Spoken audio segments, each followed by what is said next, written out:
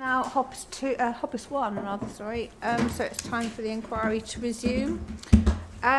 So first of all, just the usual announcements. We're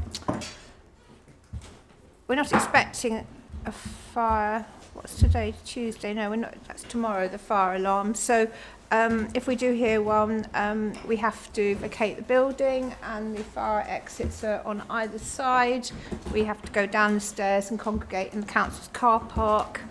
Obviously not come back into the building until we're told it's safe to do so. So everybody okay with the stairs, or is there anybody who isn't? You all right? Yeah. Good. Okay, thank you very much. Mobile phones, please, if you could switch those to silent, that would be helpful. Thank you.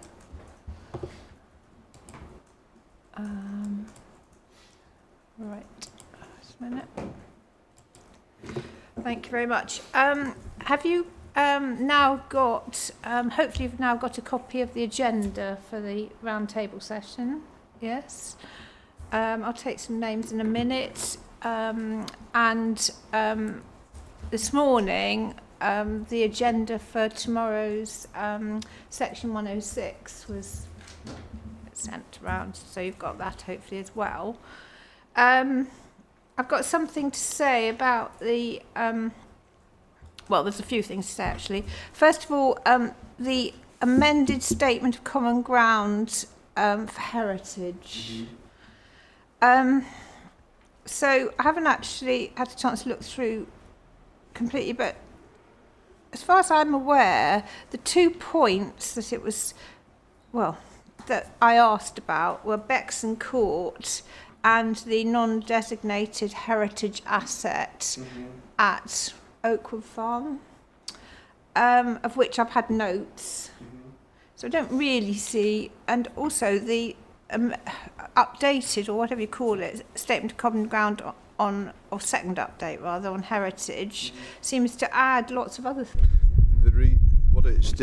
So just to say, if you're happy with the notes that you've had, that's obviously fine.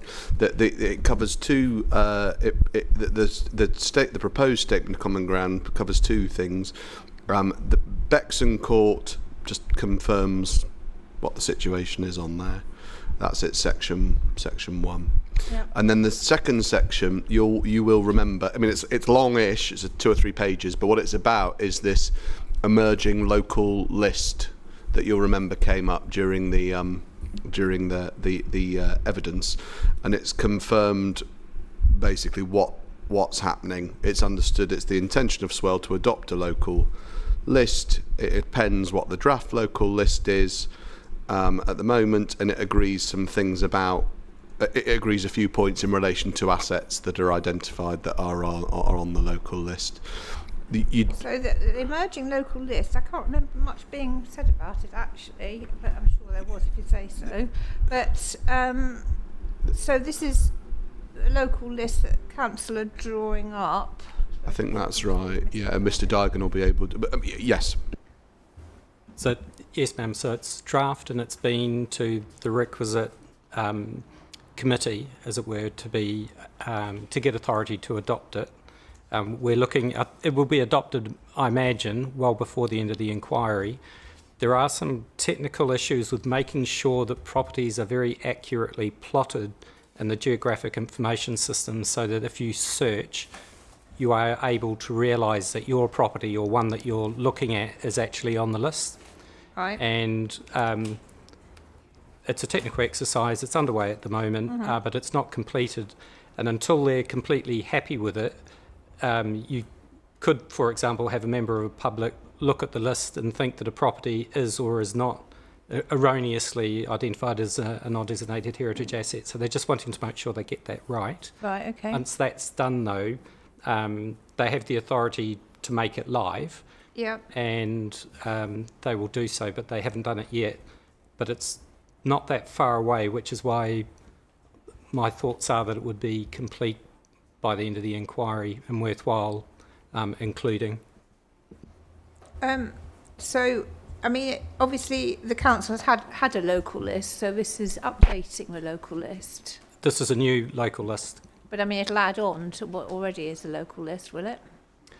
As I understood it, it's a refresh. It's like a new local list where they've looked at what's existing and what's proposed, but I guess you could say it builds on the previous list, but it is a separate... You had a local list, which we discussed. Non-designated heritage assets are the local list, aren't they? Yes, that's correct. Right, so you had that, and now you presumably gone through it and added things. Is that right? Yes, and so through assessment of planning applications, sometimes we identify a hidden gem, and that has been added to the local list. In addition to that, they've looked through a raft of different properties and include things like pumps, for example, Right. and decided actually we want to expand the local list to include those things. Right, so basically this new local list includes all the stuff on the previous local list, does it? Yes, ma'am. Yeah, and adds some other things, Yes, it does. which we hadn't discussed at the inquiry, is that right? They're all within that list that has been shared with the inquiry. And certainly the What, the new list? I don't think we've ever seen the new list, have we? Or have we? Maybe we have. we have. When did we see that? I shared it with the inquiry some time ago when we were dealing with the heritage evidence. Oh, right, okay, fair enough. Did we discuss it? I can't remember. I really can't It hasn't been remember that we've made it is any a big new thing of list, it. but it hasn't been adopted and published What yet. we did discuss, I remember, was whether or not it would be sensible to do anything with it now in draft, or if the position is that it's going to come out before the you write up your report, whether or not we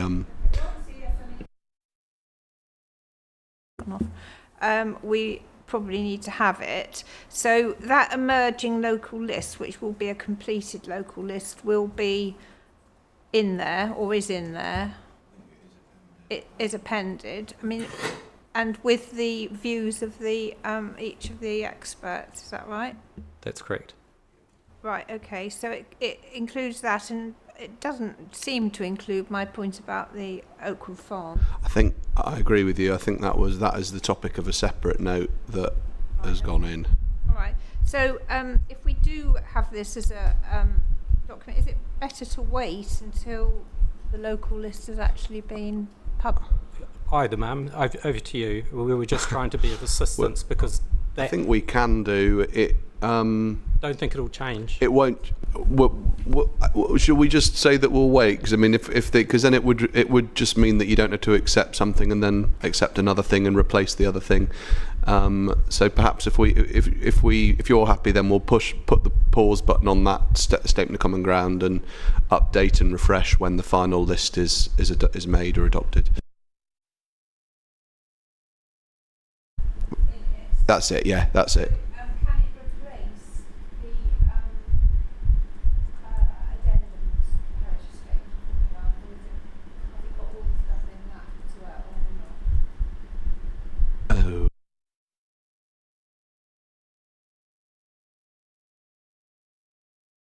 Addendums of heritage statement that includes all the stuff that you want to include. Okay. One document, take the other one off.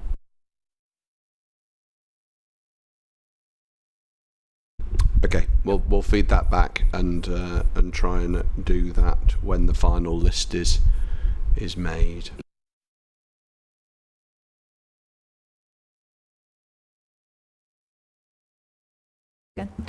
One of the things that is quite difficult with this inquiry is that we keep getting updates, and really in the core documents I don't want a lot of different documents that have, update 1, update 2, update 3, one in, one out, I think, probably. One in, one out. That would be the. It's like when you're throwing things away, taking them to the tip, So, Fine. yeah, I think that's good discipline. Otherwise, it just gets too out of hand, I think. Yep. Too confusing. Okay. So, all right. So we've got some additional documents. So we've got some additional flood and water comments from KCC and Southern Water. Yes, ma'am. Consultations. Happy to accept those. They're going into CD4 and CD10 as you suggested. Thank you. That's okay. The change to the title, I think there was just one track change to that document. So I've said that we'll accept that and we'll just replace that version and ditch the previous version. Thank you. ID 125.1. Okay. Now, there's a few documents that the 5 parishes group wanted to add. Just to check your microphone, madam. So sorry. Keeps going off. Sorry.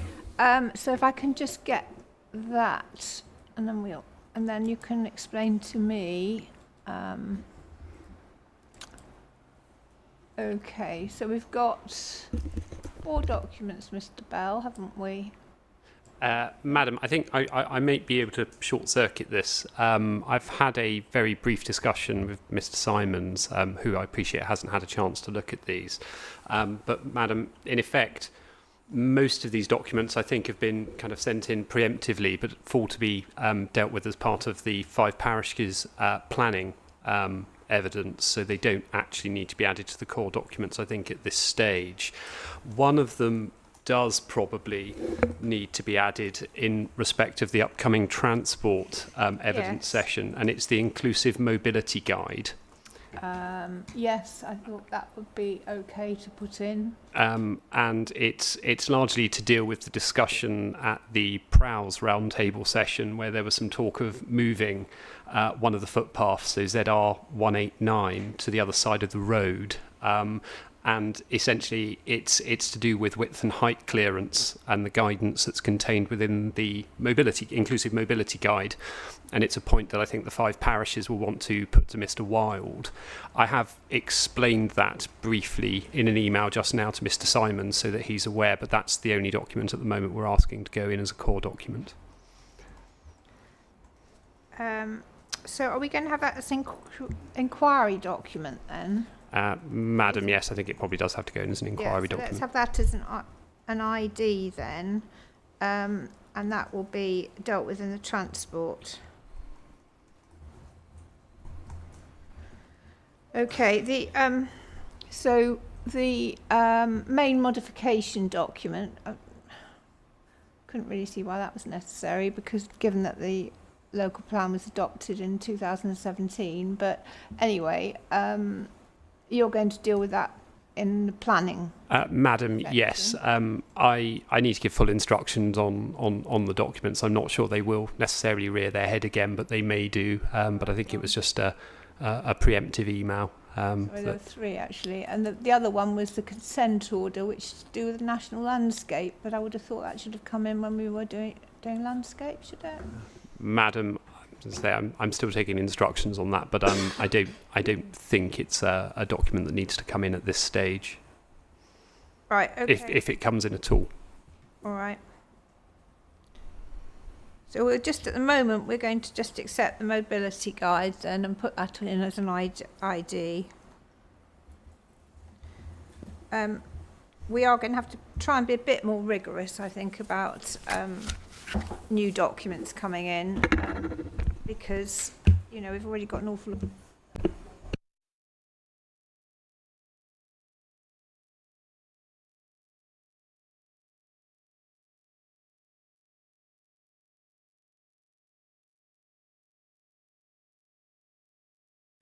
But please do keep reminding me, because it seems to switch itself off. I don't know. Well, I don't know why, because no one else is. Why you can't switch anything because it's fixed.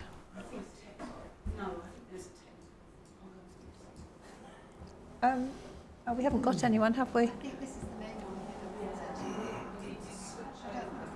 All right. Well, I'll keep my eye on it. But okay, if you can just say as well, please. No, please do. Yeah, please. As long as you're my cheerleader, that's all right then. Right. Okay. One other point I just wanted to make was about the soil compliance statement. I mean, I've never seen a document so difficult to use, to be quite honest. So it needs to be sorted out into sections.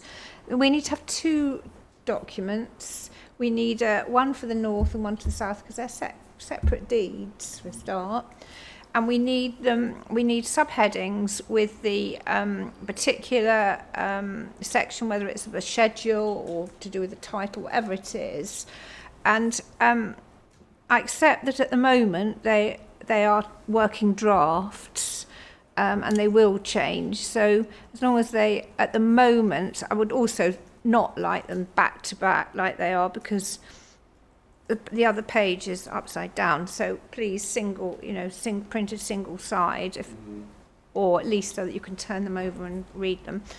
And eventually, I would like a properly bound, ring-bound schedule for one for each site when it's all been finalised. Okay. So I'm looking Thank you. at council as well, Mr. Ferreira. I've had it. Right, whoever's responsible for doing that. So they are a bit more easy to actually work one's way through. And I mean, if Kent County Council's comments can also be incorporated all to the good, I don't know whether they can easily. But it's just ease of use, really. Thank you. Right, thank you. So is there anything else anyone wants to raise before we start? Anything? Right, it's really good. So we're going to deal with air quality today in form of a round table session. First of all, I'm just going to take a note of, obviously, I know you, Ms. Bono. Mr. Stoling, is it? Yes, ma'am. Yes. And could you spell your surname, please? Yes, L-Y-D-O-N. And you are the Environmental Health Team Leader. for the Swell Council, I'm presuming. Oh, sorry. Oh yes, you have to remember. Mhm. Yes, people online can hear. Okay, that's yes, so it's Claire Lydon and it's a environmental health team leader. Thank you, Mr. Egan. Yeah, Matt Dygan, planner for a Swell Council. Good afternoon, Madam. I'm Councillor Julian Speed from the Tenham and Highsted Action Group.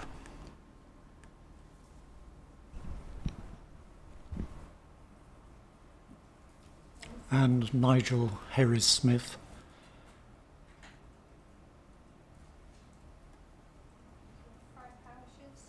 No, for the Action Group.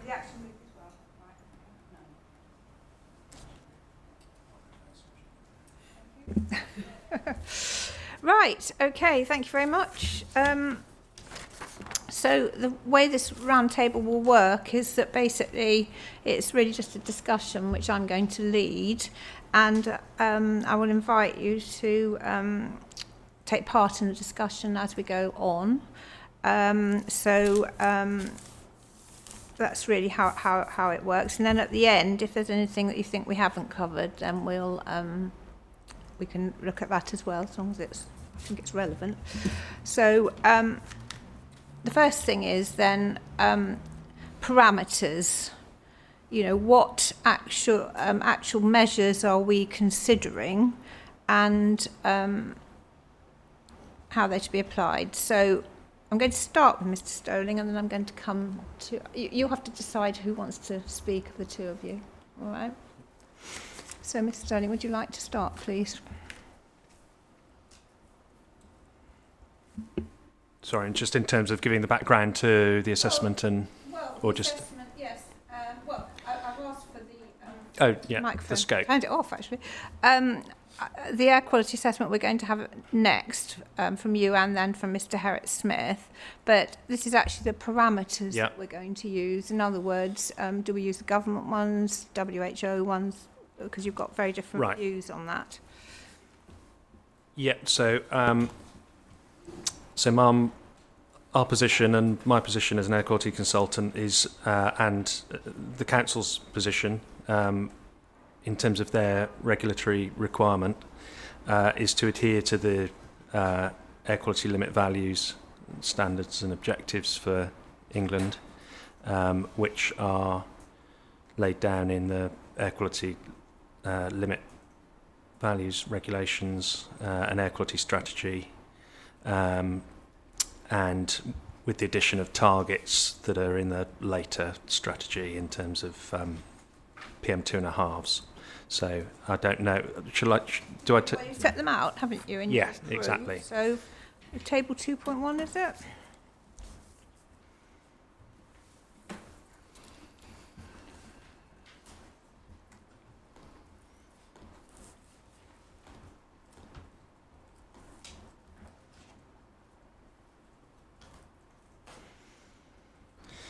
Yes, that's correct. Yeah. So so there are so there's nitrogen dioxide, which we'll call NO2, particulate matter with diameter of no greater than 10 microns, and then a subset of that, which is PM2.5s, particulate matter with a diameter of no greater than 2.5. And yeah, there are limit values for NO2 and PM10, target values for PM2.5. The first two are in the limit regulations, and the later targets are in the Air Quality Strategy 2023. But those are the limits, standards, objectives and targets and interim targets that we should apply for air quality assessment in England at the moment. Righty-ho, thank you very much. Now, Mr. You're going to say, Mr. Harris-Smith, are you going to deal with this? Perhaps you you agree, I think, don't you, that those are the three pollutants, if you like, that we are talking about: NO2, PM10, and PM2.5. Yes, I do agree So with we that. agree with that. But would you like to, because you actually have a rather different view, don't you, as to what values we should use? I can begin by saying that the data which I produced, which was vehicle counts, adheres to and is represented as government thresholds. Because the Imperial College data was produced against the WHO figures, I've represented them as they were found. But I would draw your attention, Mum, to the data there. The threshold actually is ahead of the 10 microgram threshold for 2040, and I will want to talk to that to explain my position, if that's okay, when we get to it. So which one are you talking about? I'm sorry. The Imperial College is Appendix 3.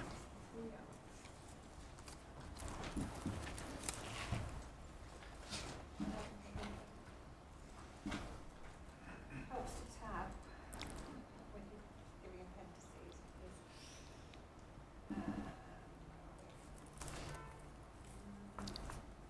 It's the rather colourful table, Mum.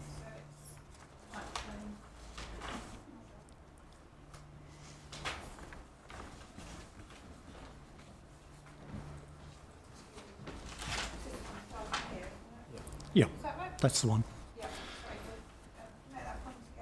Yes, I don't propose to take the discussion down to the ultimate end point for WHO to get down to 5 micrograms per cubic metre. It's not necessary. The 10 microgram threshold, which is part of government policy to get down to that by 2040, raises a question under the PM2.5 column that Imperial College stroke copy data shows that all modelling exceeds 10 micrograms.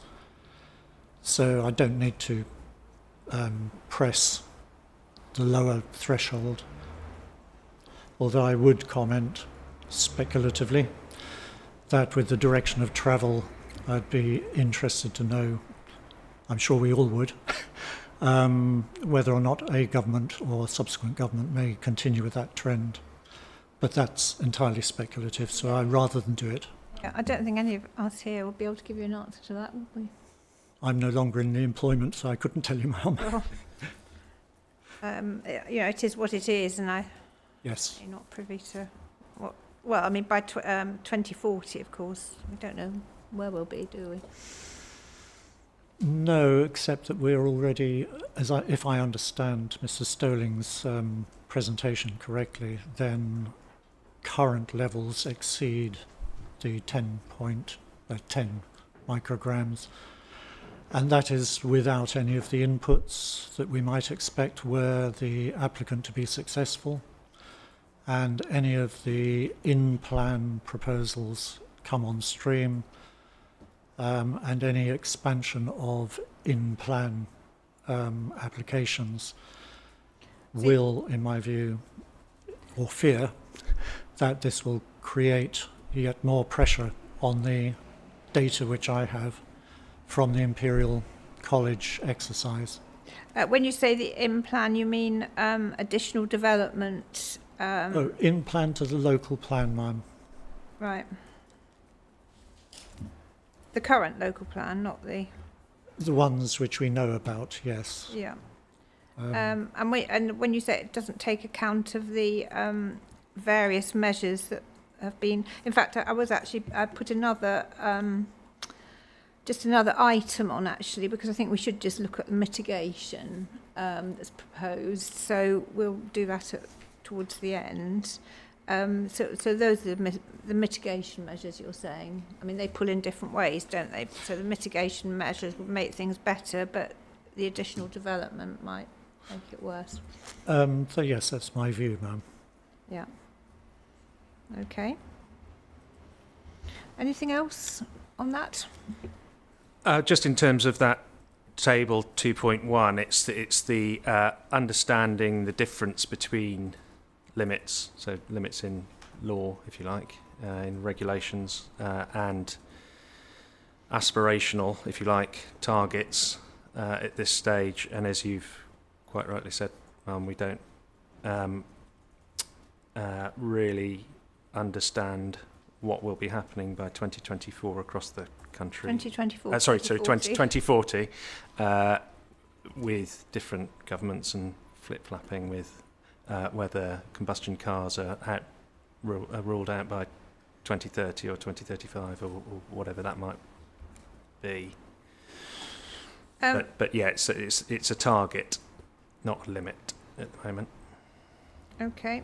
So, with that background then, Ms. Hurst-Smith, would you like to start and just explain your, a brief, sort of given, as I say, a brief overview of the modelling that you think is the most appropriate on which this decision should be based? Thank you, ma'am. There are two data sets. I should first of all emphasise, as in the paper, that I'm not an expert. No. But the two sets of data that I think are helpful, at least I found them helpful. Mm-hmm. One is the vehicle count, which I believe demonstrates that against national figures, traffic from 2019 will be 97% of that 2019 figure come 2024. The data which I've... Will drop. Sorry? Sorry, what, can you just explain that? Sorry, traffic figures from 2019 will... Okay. As I understand the government's, or DEFRA's view, is that traffic nationally will, between 2019 and 2004, will only reach... 2024, do you mean? Or 2024? I don't know. I'm not sure what you do mean. Between 2019 and 2024, 2004 and 2019. Yep, forgive me. Two sets of figures, 2019 to 2024, the transition of traffic, if you like, or traffic numbers, the quantum, appears to be 97% of the 2019 figure. So, if you will, we haven't yet got to a stage where traffic is a problem. My two sets of manual counts show to me that we're looking at a more realistic view locally of the 2019 figure of 14,001 vehicles per day, rising by 23% already. So my purpose in producing that data is to illustrate that while there are national perspectives, my role has been to try and focus exclusively on the local conditions. So against national data, we seem to be seeing a much more serious elevation in traffic already along the A2 through Tenham. Along the A2. Through Tenham. Oh, sorry, through 10. No. Ma'am, may I just say something very quickly, which is that We can't get too. I'm afraid no, I we was just can't going to get say. too much into traffic. Well, exactly. That was what I was going to say. That I'm an air quality, not a traffic expert in any way. I believe that traffic's being dealt with in tranche 2, and I can't add anything to a traffic calculation or how it's being derived or factored sort of conversation at all, really. That was. And to add only to that, Madam, if the Rule 6 parties have questions in relation to traffic counts, traffic modelling, then they'll have opportunity to ask Mr Wild questions in relation to that. But as Mr Stolling says, it's not something he can speak to today. The actual traffic, I mean, air quality assessment relies on the traffic input, as I understand it. So obviously that's at the base of it. But I think, I mean, there might be some things that, I don't know, the basis of your assessment, for example. I just don't think we can go into that because we don't have Mr Wild here to... Or indeed Mr Bamber and all the others who will be, there's a whole cadre of folks who'll be doing that. Sorry, ma'am. I switched mine off on and it switched yours off. Yeah, so we don't have any of the traffic experts, and we are here to talk about air quality. So I think, you know, I don't think that we can really follow that argument very through, to be honest. But you're very welcome to come to the session and ask questions of Mr. No, my Wild. purpose, Mum, in raising it here is Yep. only that if you have particulate matter being generated by vehicle movement, I'm suggesting that on the data that I was able to produce, that the pressure on pollution levels is bucking the national picture. So I agree that I think it's in June you have a specific traffic discussion, but my purpose in raising the observation in my data is that it's the association of traffic increasing for us at a rate which is rather surprising and quite shocking, and that it's the associated pollution of particulate matter that is the worry. So I won't argue whether or not the numbers have purpose other than to explain the position on pollution. I mean, the difficulty is, of course, that whether your assumptions relating to your traffic counts are actually sustainable. Okay. You know, and I don't know that because, you know, I haven't heard the traffic evidence, but no doubt Mr. Wild will deal with that, I would imagine. Yes, yes. So I think, you know, we can't really... Sorry, I've done it again. You know, we can't get much further with the fact that you say that local traffic is increasing through along the A2 through Tenham. No doubt, well, I don't know what Mr. Wild would say, but he might say quite the reverse. It depends on how it's measured, and we don't have the evidence at the moment to be able to, you know, look at both sides of the story. So, yeah. If I can explain briefly, I'll give you a chance. the system that I've applied is to comply with the guidance from DEFRA on when and for how long monitoring should take. So in both cases, I had 24-hour video records, and I was able to make the manual count from those. So as far as from where I'm sitting, the data is sustainable. Okay. Right, Mr. Stoning. I mean, the point's obviously correct that if the traffic numbers are, different in some way, then that feeds into the model, and the model would change. Whether that's higher or lower, and the magnitude of that would be determined by the numbers. What I would say, and it's detailed in the environmental statement, is that there are a number of sort of robust, if you like the word, assumptions made in terms of sort of emission factors and things like this, such as use of 2030 emissions data for 2038 and things like that, to assume that it doesn't fall off as quickly. But so there are some tolerances built into the model, but that's all going to depend on the traffic discussion and how right or wrong that may be. Okay, well, we'll just have to park that. I mean, that's obviously what you think. Yes, by all means. You asked about other data, which brings us to the Imperial College, which is, I believe, Appendix 3. Yep. That data depends on DEFRA-approved data, 20,000 data points across 317 local authorities, with a granularity of 20 square metres according to their model. So the data was taken from DEFRA's and modelled by copy. And modelled? Modelled by copy, the... Oh, I see. Sorry, yes, yeah. Yeah.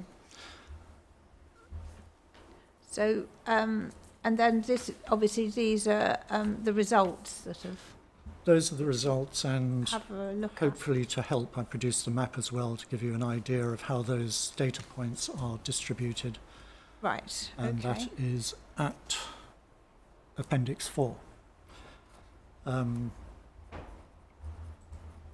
I should say that, so far as I'm aware, the validity and the accuracy of this representation hasn't been questioned. Indeed, UNESCO has identified the data as being one of their green projects.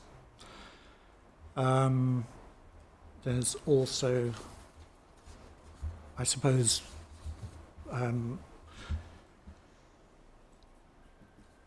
they've been fairly widely reported as data as being accurate. Okay.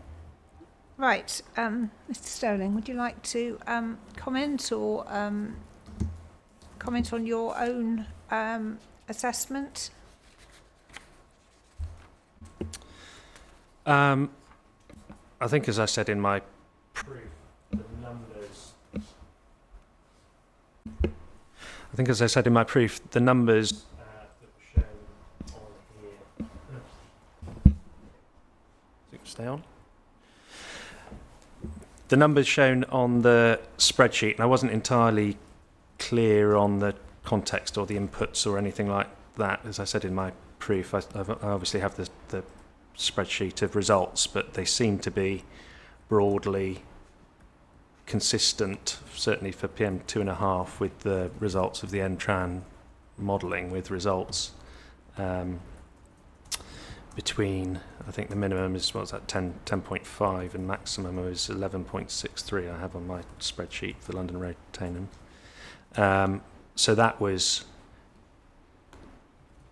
broadly consistent with the NTRAN modelling. It obviously depends on various inputs. I see that the figures are updated in April 2022, so in terms of sort of which backgrounds and which inputs and which emission factors database they've used, I wasn't sure on that. I don't think it was presented, I did try and look and didn't have much luck finding the input. So I haven't been able to sort of fully audit the model, but the numbers didn't look vastly different.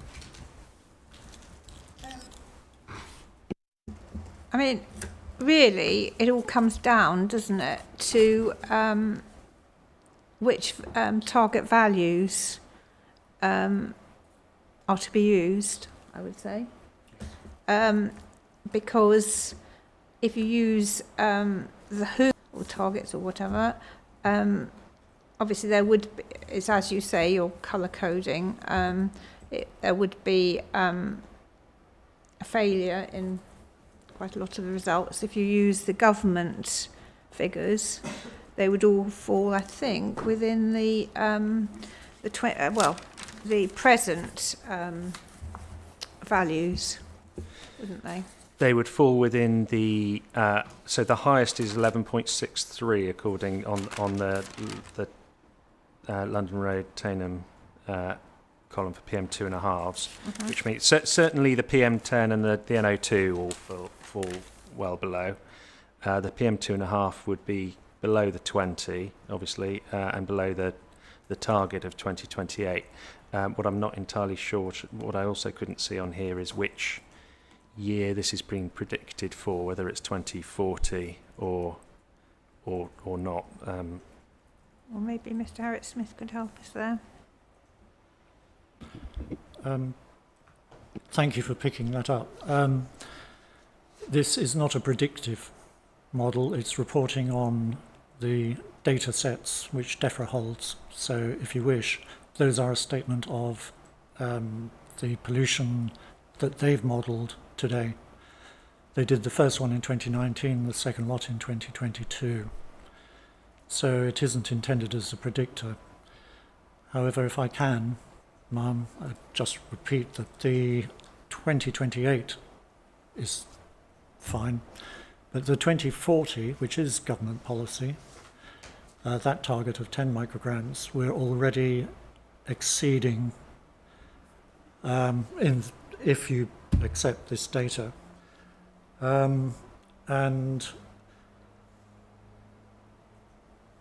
my concern, I guess, is that if we're in the position today, looking at data from 2022, that the level of pollution is already of concern. I mean, if the government says they're looking at 2010 as being when they administratively, if you will, move the regulation along, I can't see how the PM 2.5 could reduce under the pressure of the applicant proposal going through and with the other drivers that are going on through other developments. So my argument is that the inputs that we're going to see, if this is successful, will add further to the pollution barrier, burden. Do you think, are you mainly concerned about 2.5, or do you mean, because you said you were talking specifically there about PM 2.5, but are you also concerned about the other pollutants, or mainly about that one? I have a view, which is that the thank you, yes, that the declaration of AQMA 5 on NOx was right and proper in the time, and the science at that time would have said that they were correct, they being Swale Borough Council. I would argue that since then we've seen the science move forward, and that the single greatest and agreed upon threat to human health, to our residents, if you will, comes from PM 2.5, and again, maybe Mr. Stoling can explain otherwise, but 2.5 has the capacity to be absorbed and transmitted through the body in a way where NOx may or may not be, depending on what it's in combination with. So to answer your question shortly, the 2.5 is of concern to me more so than NOx, and my concern is that Swale Borough Council policy is not necessarily moving with the science or keeping up with it. That said, I do accept that AQMA 5 was declared on NOx, and the choice through local authority autonomy would have been or could have been to expand the registration of the PM 2.5, PM 10. They have recently, last year, introduced a continuous monitoring station which covers PM 2.5, 10 and NOx. But disappointing to me is that the NOx data is suppressed for 2 months, and I don't understand why. I don't know if Mr. Duggan can help with that. I can help with that, yeah. You can help with that. Yes. And the same thing that there's other data which stops in May. So this project was an attempt to help our communities understand better and Your to microphone, challenge is myself. that all? Sorry. To understand better. Sorry, I've now missed my. Do you want to explain those? I mean, as I say, the intention, as I understand it, of introducing this new monitor was to try and help us challenge mine and anyone else's data on damage caused and sources and any trends in pollution. But I'm not sure how much we can trust the data because of these gaps. But please, I'd love to hear it. Yeah. Okay, thank you. So we put the sensor at Tenham AQMA, and we did have an issue with the first sensor we had, and we had to send it back, and we got a new sensor. So that's the reason why it was out of service. And that's the only reason why it was out of service. Other than that, it has got a substantial amount of data there to give us it's an indicative instrument. It's not MCERT, so there's a certification, so we do monitor within the district, and that is within certified units. But this is one of the best portable sensors that you can get, and we are confident in the data that we have, but we haven't been able to see the exceedances. We haven't gone there, we haven't put the sensor in to say yes or no. We want to see what the trends are, like you would like yourself, because we do have initially wanted to revoke the AQMA because we aren't seeing those exceedances. It's been 6 years now for NO2, we haven't seen those exceedances. It is reducing, but we haven't monitored PM 2.5 or 10, so we wanted to see what those concentrations are. And we haven't seen those exceedances in comparison to the other stations that we've monitored as well. So it is quite lower than the other stations that we monitor within the time period of that monitoring period. So even though it had the gap, and we did monitor for an extra couple of months to make sure that it did cover that time period that was lost. And hopefully if we can get the funding, we can continue to monitor it at Tenham or other hotspot areas. So it is an indicator, and it has given us the indication of the concentrations of 2.5 and 10 in Tenham. And I feel confident that in that data. And Claire, do you want to? Can you say anything about what it shows? Well, it's showing there are peaks and troughs like we see in other AQMAs and other hotspot areas. So we've got the PM and AM peaks. But we aren't seeing the exceedances.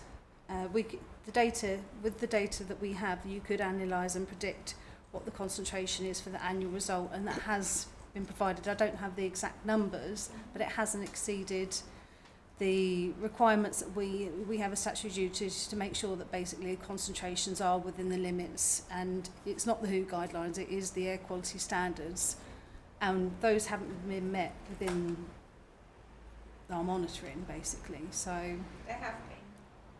they have been met, sorry, they haven't been exceeded. No. But I mean, if they had been exceeded, would you be able to declare air quality management area for PM 2.5 then, would you? We would have to look into probably additional monitoring of 2.5. We'd have to also consult to see if that was enough evidence with DEFRA to declare an AQMA with that evidence.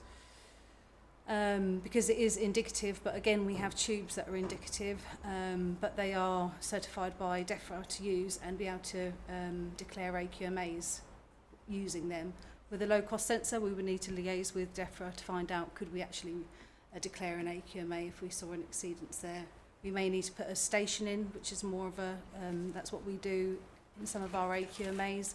We put a MCERT certified station in there, and then, but we get the indication first, we see that we're seeing high concentrations, then we may invest in that additional monitoring, which could be long term and quite significant cost as well with it, but that's something we have done with other AQMAs. But you're saying that you haven't seen that yet?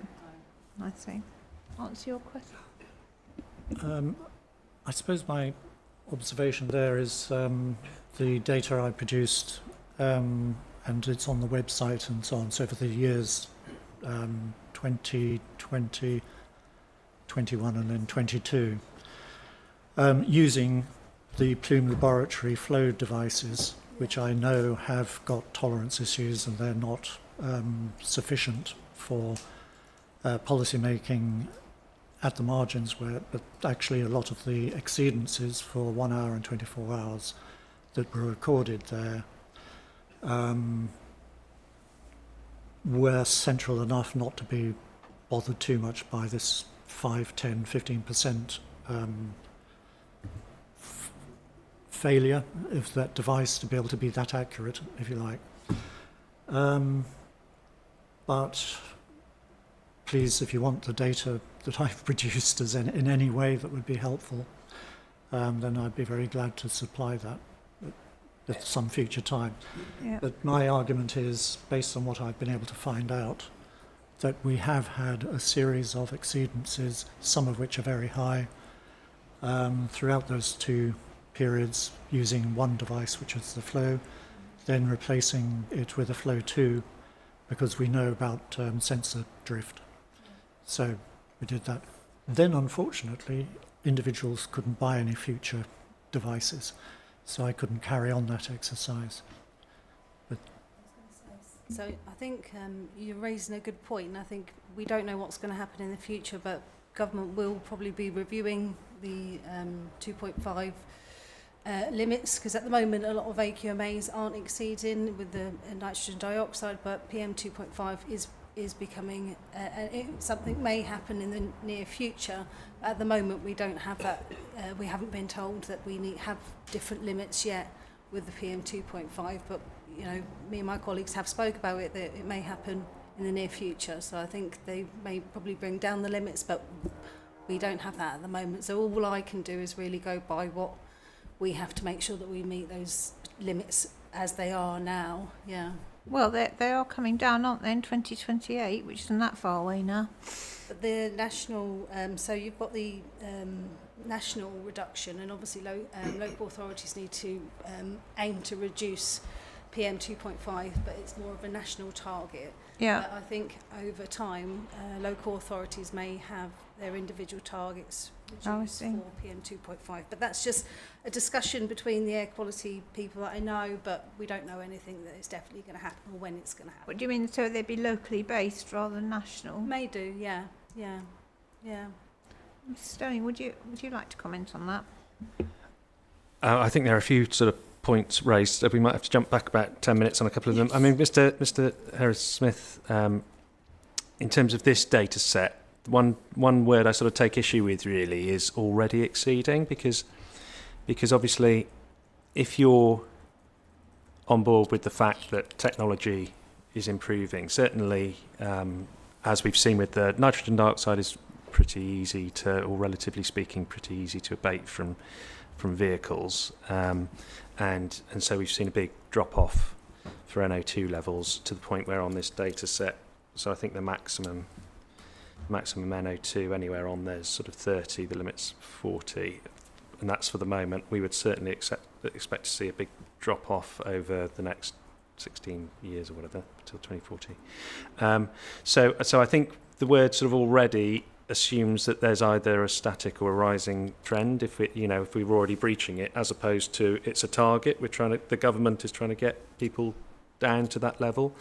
And then it comes back to that where we started off, really, how quickly the car manufacturers will come down, whether they can come down, and how much of it is related to brake and tyre wear, how much of it is to do with the surface of the road, and all of this sort of thing is something that we'll know by 2040, but not right at this second.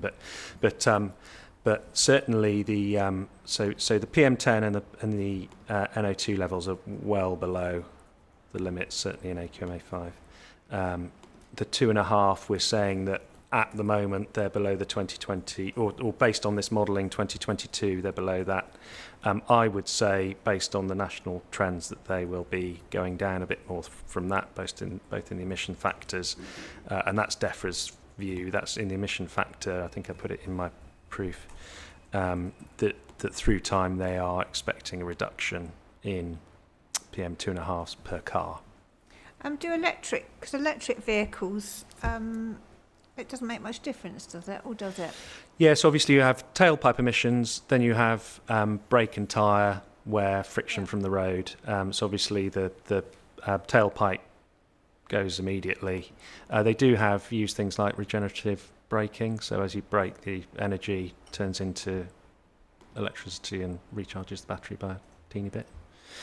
So all of that sort of thing, and then of course, if you're assuming that levels of PM10s aren't going down by 2040, well, SWAIL have a statutory obligation to improve air quality in their area and ensure that they meet the targets, and that's what the whole air quality action plan is about, really. So I think I think it's not really accurate to say here's a table of results for 2022 and then think that they're already at that level and they're going to significantly go up. I think national trends would say that they aren't, and there are a couple of graphs that I put in my proofs to sort of suggest that. One of the issues I had with and it's great that Mr. Harris-Smith's been doing some monitoring, but you can't take an hourly value and compare that against an annual objective on the basis that I could go out in the rain at 3, well, it's not going to rain 3 o'clock tomorrow morning, but I could go out when there's no traffic and in the wet and get a value that's very, very, very low. And that's the whole point of short-term and long-term objectives. The PM10 just has an annual objective. Nitrogen dioxide has an hourly, which is 5 times higher than the annual, to take account of fluctuations in traffic and things like that. So, and then I guess a final point is I did say, and it was because of something that I mentioned in my proof, that we would, I think the data that I provided was up to 2023, and I thought that it may come out in the inquiry. And I know Mr. Davey has been chasing SWAIL for the 2024 data, and as of last week, I don't think that was available yet, which is why I'm not able to comment on that. I can quickly comment on that. So we've only just got the data 2 days ago, so I didn't know that he was actually involved in the inquiry, but I have said to him I'll let him know as soon as it comes in. So it is in now, so I can give him that.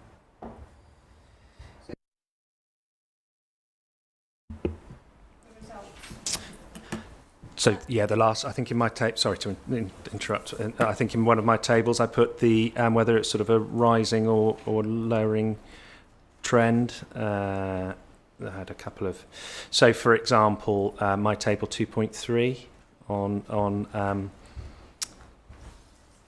CD 37, my main proof, my table 2.3, which is page 10 in the doc and page 10 on the PDF. I put a table in which had sort of PM 2.5 monitoring that went up to 2023. So the council obviously have just received the 2024 data, but I haven't.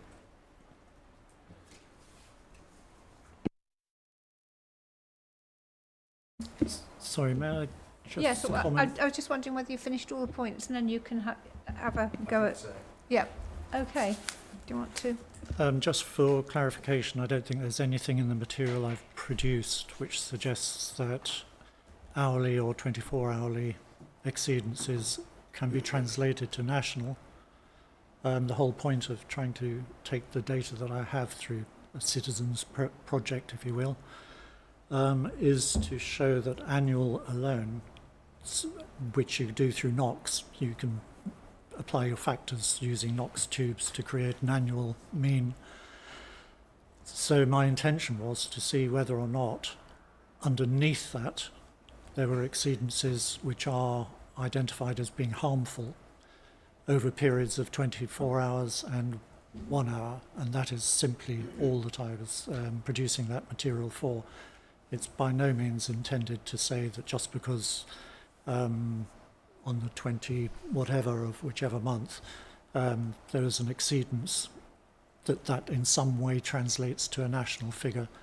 My intention was to increase the granularity of the evidence to inform our local community, which is why I put it onto my website, as to the nature of pollution as it's experienced in the real world.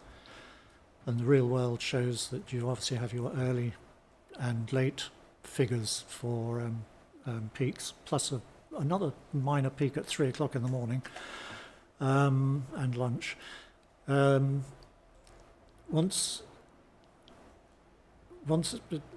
Okay, the data that I'll just say, I'm probably going to go around in circles, ma'am, but the data was not intended to imply that somehow the annual figures were being traduced or in any other way damaged. So I think we probably agree with that then, which is just that there is some data, but in terms of being able to determine from that whether or not it meets a limit or a target, the data set just isn't statistically going to be big enough or involved enough. But it sounds as if Swale have done more. That's Whoops. Any other points that were made by Mr. Sterling? Not at this stage. No.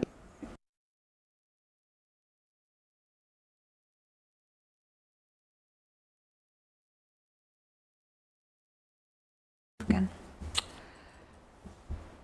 So just looking at the assessments then, one of the points I think you made, Mr. President, was that this would be a project that would be, if it were granted permission, would be over a long period of time, probably over 20 years, say, and that obviously things are likely to have changed by then. Standards may have changed, and that's, I think, one of the reasons why you thought that the lower target levels were more appropriate. Is that right? I think my position is that the 2040 government policy to reduce PM 2.5 to 10 micrograms per cubic metre is the only way that we would reconcile our views. So I'm not intending that we adopt WHO standards. You're right, ma'am, that over the period too, then, and the completion of the applicant's build-out project, there are very real concerns locally about the level and kind of transport which is going through Tenham. And I fully accept that in June you'll have a traffic modelling discussion. But with the measurements that I've made that shows a disproportionate increase in traffic, measured, not modelled, gives me pause for thought and real concern about how other economic inputs which may arise from the applicants or any other planning proposal may have on the particular shape and form of the built area of Tenham.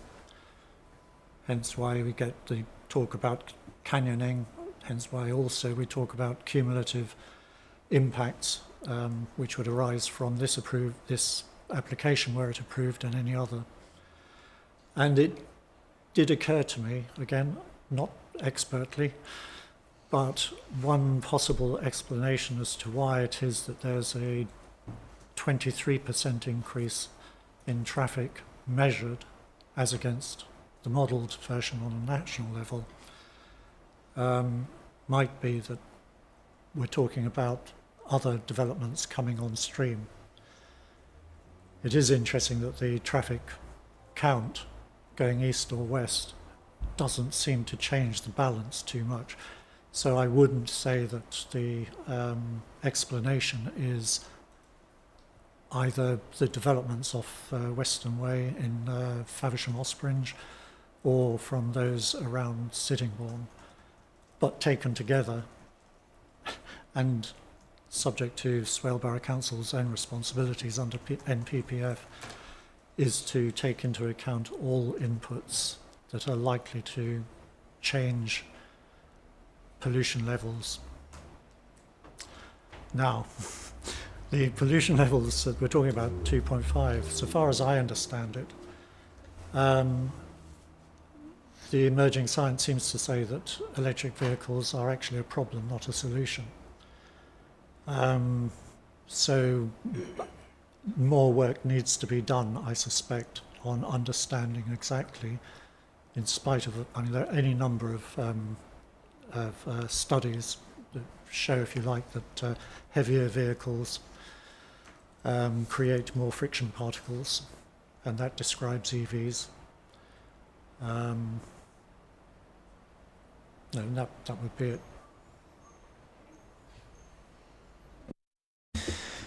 One thing that that I have failed to sort of bring up really is that we've been talking about Tenham a lot and whether levels are at certain meeting certain thresholds and everything, but what we haven't, and that's been sort of the focus, understandably, of this roundtable to date.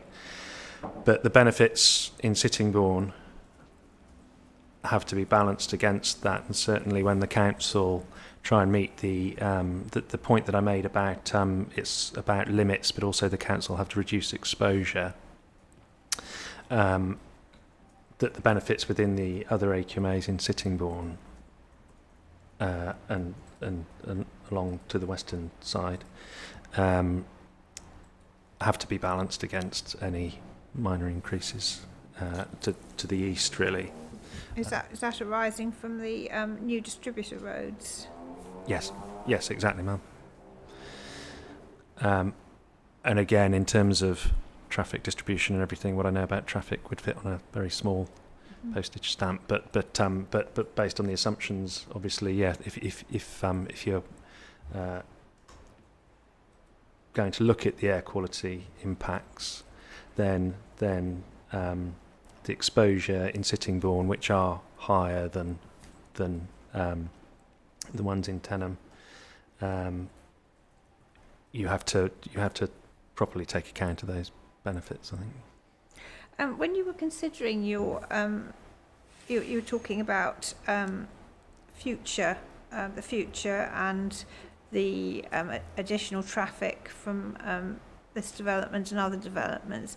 Did you take account of the new strategic roads that were being proposed and how they would, how the local traffic would interact with those?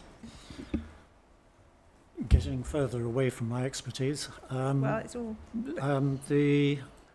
I have, and in my own amateur way, and I absolutely, without prejudice to the proper discussion to be had in June.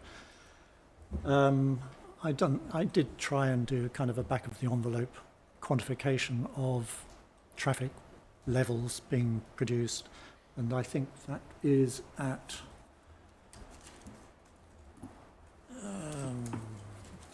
where are we? I think Appendix 5.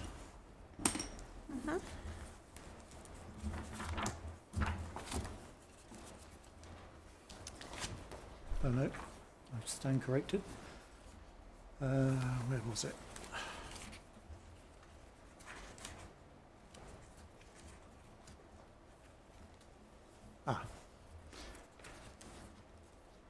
Make that Appendix 2. My apologies, ma'am. That's all right. Now, Oh, yeah. I mean, those figures, I'm sure you could drive a cart and horse through, but they were the best that I could come up with to try and understand the threats being feared in Tenham. Again, because I'm not qualified, or even less qualified, to talk about traffic. Nevertheless, I did find quite interesting the CPRE's paper on what I think is called induced traffic, whereby new roads being perceived as a benefit to the journey of individuals have led in the 10, I think, cases that they documented, anything up to about 40% increase in traffic. Now, take that or not, when you're sitting on the most natural channel for, let us say, people wanting to avoid Ospringe to get to this new strategic road, we're going to see significant increases again over and above whatever my attempts at quantifying. And that's without anyone building anything. I mean, this is the point about the CPRE data, as I understand it, that the 40% ramping is without any additional inputs from developments. So if you accept, and it's a big if, and I'm not qualified, only I'm qualified to read it, the 40%, the idea that there is a 40% increase and that is enduring, meaning once people have made up their minds about a particular route being beneficial, they tend to stick with it. So the answer is yes, I tried to. My only opportunity to really factor in the new daisy chain of 20 roundabouts through to the M2 was to look at the CPRE data to say that new roads are risky, Well, perhaps not necessarily beneficial. maybe you'd like to come to the session that Mr. Wilde is going to be open. I was just going to interject just very briefly, just to make that point that the question of, I think it's been called elsewhere, induced demand. So i.e. by building roads you actually end up creating demand, not satisfying it, is something that's raised by Mr. Bamber in his proof and responded to by Mr. Wilde in his rebuttal. So it is actually, that specific topic is something that we will be talking about in the highways session, just to say.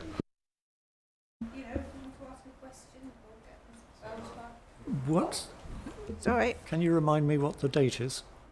Oh, Is it the 10th of June? It's probably several days, but I can. we can. But I just wanted to say it is something. I don't know whether you've read Mr. Bamber's evidence, but it is very much. I know. I wasn't talking to you, madam. I'm so sorry. I was looking beyond you to the witness.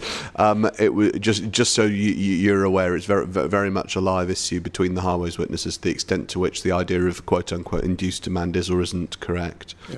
I can confirm that I have had discussions with Mr. Bamber, and this is where I had to qualify anything I was saying as being even less reliable than anything else that you might think about. But I would. So thank you. I'd like to take up that invitation. yes. I mean, obviously, Mr. Bell obviously asked the questions, and you won't need to. But if there is anything that goes unanswered, I'm happy for you to ask a question. And if you can't come here, then it is also being live streamed, so you can always listen. All right. Thank you very much. Anyway, I think we better get off the question of traffic, because none of us are experts and we haven't heard the evidence yet. So this thing about a 20-year build, so what do you think, Mr. Sterling? I mean, it will be a big project that will take many years. Do you think it will be prudent to consider the lower values at this stage?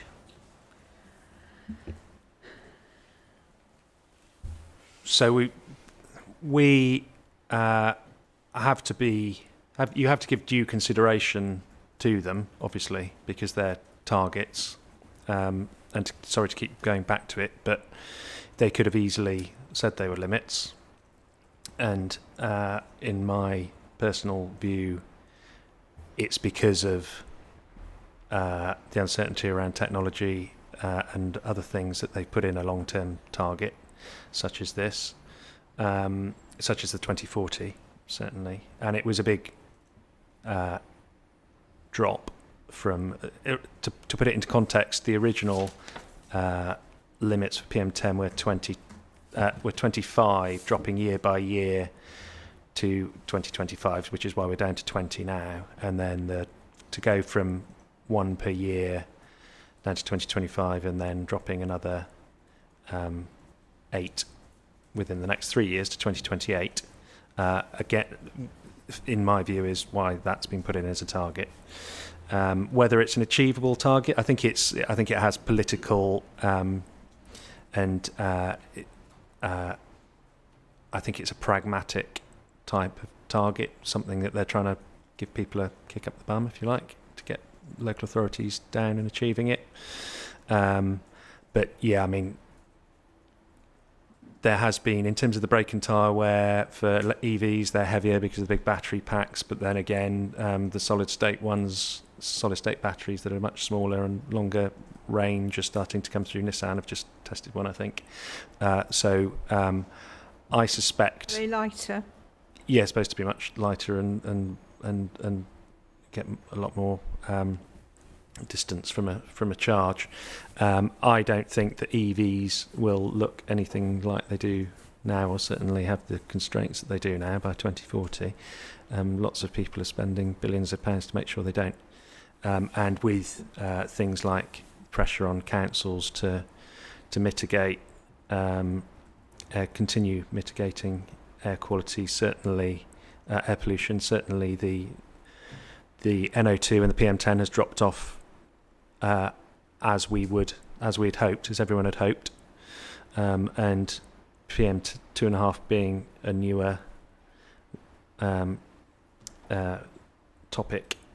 I would expect that people will start throwing money at that too, as you can see from the swale monitoring and things like that.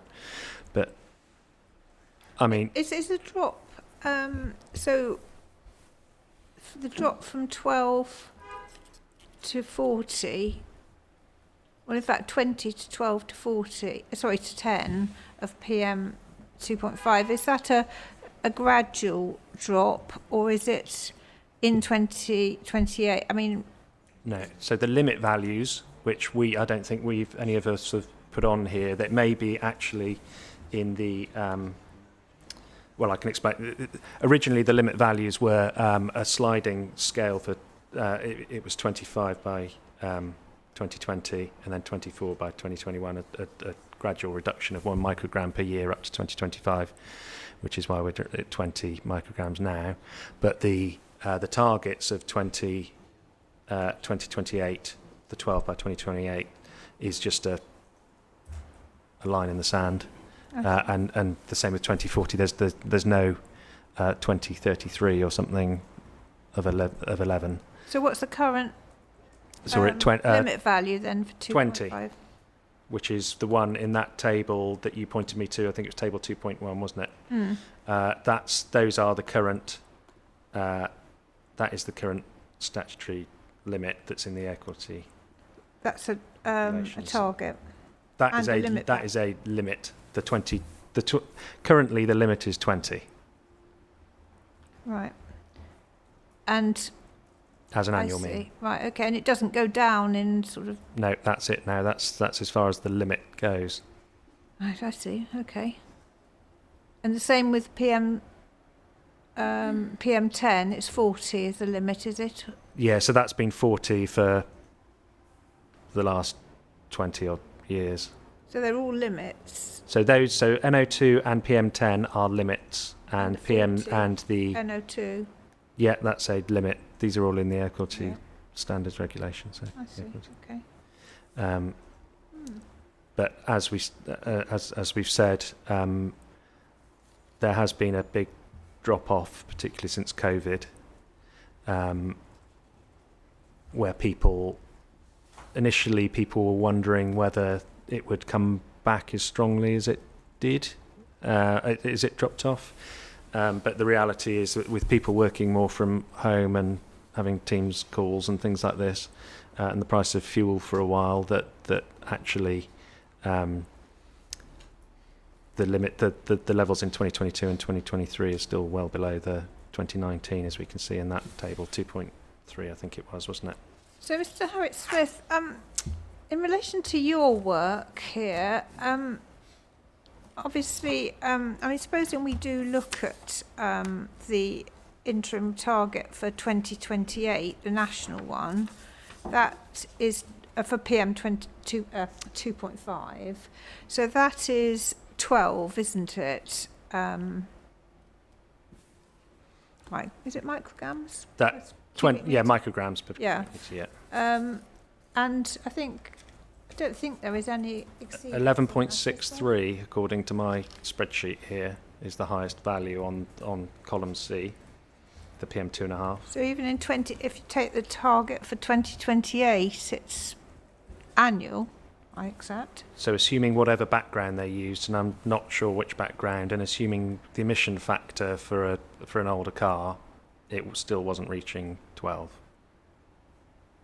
Can you just explain that? Sorry, that background. So you have, if you imagine that not all PM 2.5 is from cars, so you have agriculture and general. You know, everyone's car's covered in dust at the moment, probably from the weather at the moment, and there are various other sources. Wood burning stoves is a big one in recent years, and things. So there is, and then there is a general background of pollution all around us.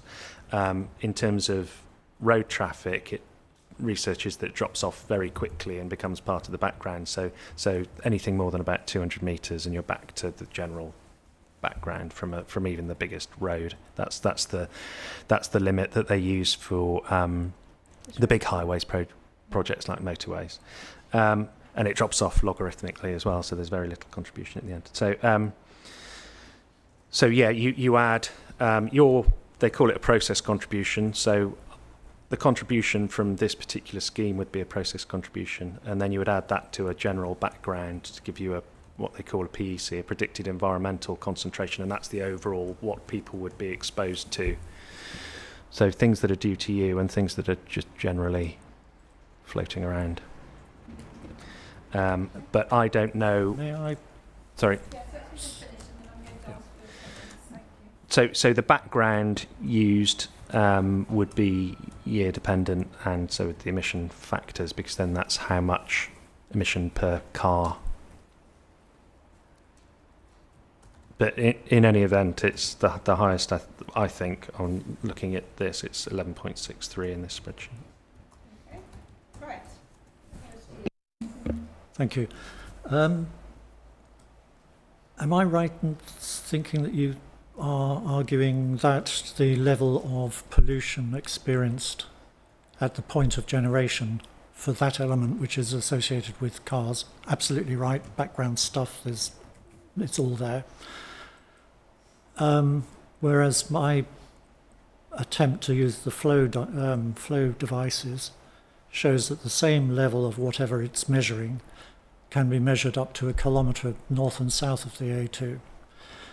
So 200 metres, unless I'm misunderstanding you, sounds a bit unrealistic when compared with my amateur attempts.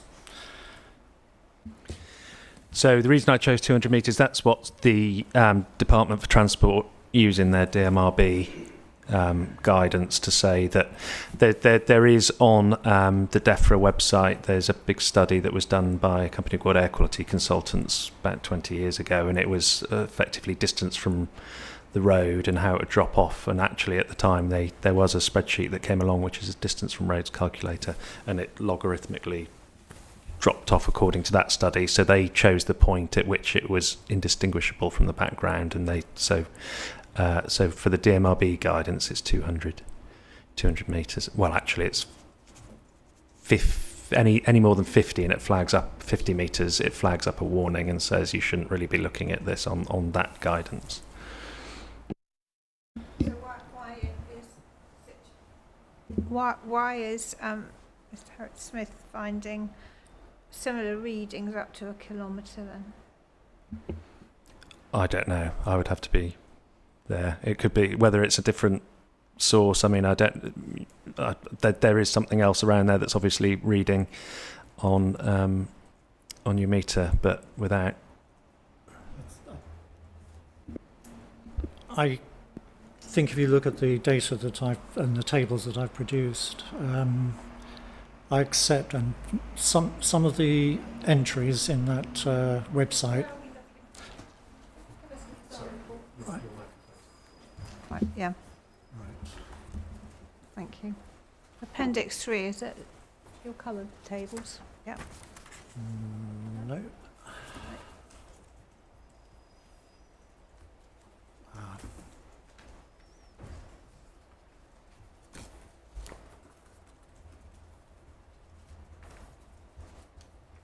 Oh, I know where it is. Sorry.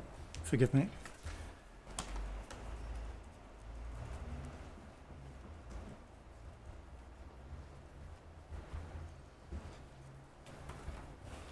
Right.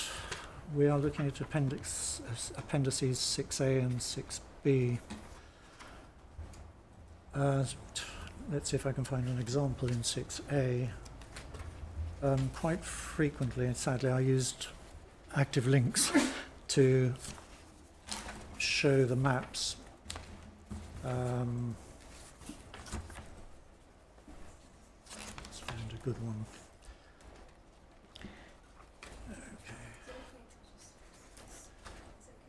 Well, Yeah, just wait till this point and then yes, of course. for example, 20th of August, Hold on a in the minute. first set of tables, year one. So, 20th of August. sadly, it's not paginated because it's so hellishly long. Is this the one that's got a picture on the right saying flow 1? Yes, that would be an example where, in fact, I didn't make the comment there, but I think if I was being honest, I would say that the reason you have a high reading towards Radfield is because of passing traffic. So where I've been able to say that both peaks and mapping shows oddities, I've tried to discount it by pointing to other sources. I know that for one example, I could smell bonfires, so I wouldn't have used that information, at least not without heavy qualification. So sorry, what did you? So the reading was 11, wasn't it? Is that right? For PM 2.5. Yes, I think. Could I just, are we looking at August 2019? Just, we're looking electronically, so I'm trying to work It out says if we're on the 20th right of page. August on it. I don't know. I think we were looking at August 2020. Is it 2019? I don't know. Yeah, the 11 was 2019, I think. Yeah, right. 11 would have been PM 2.5. Oh, 2020.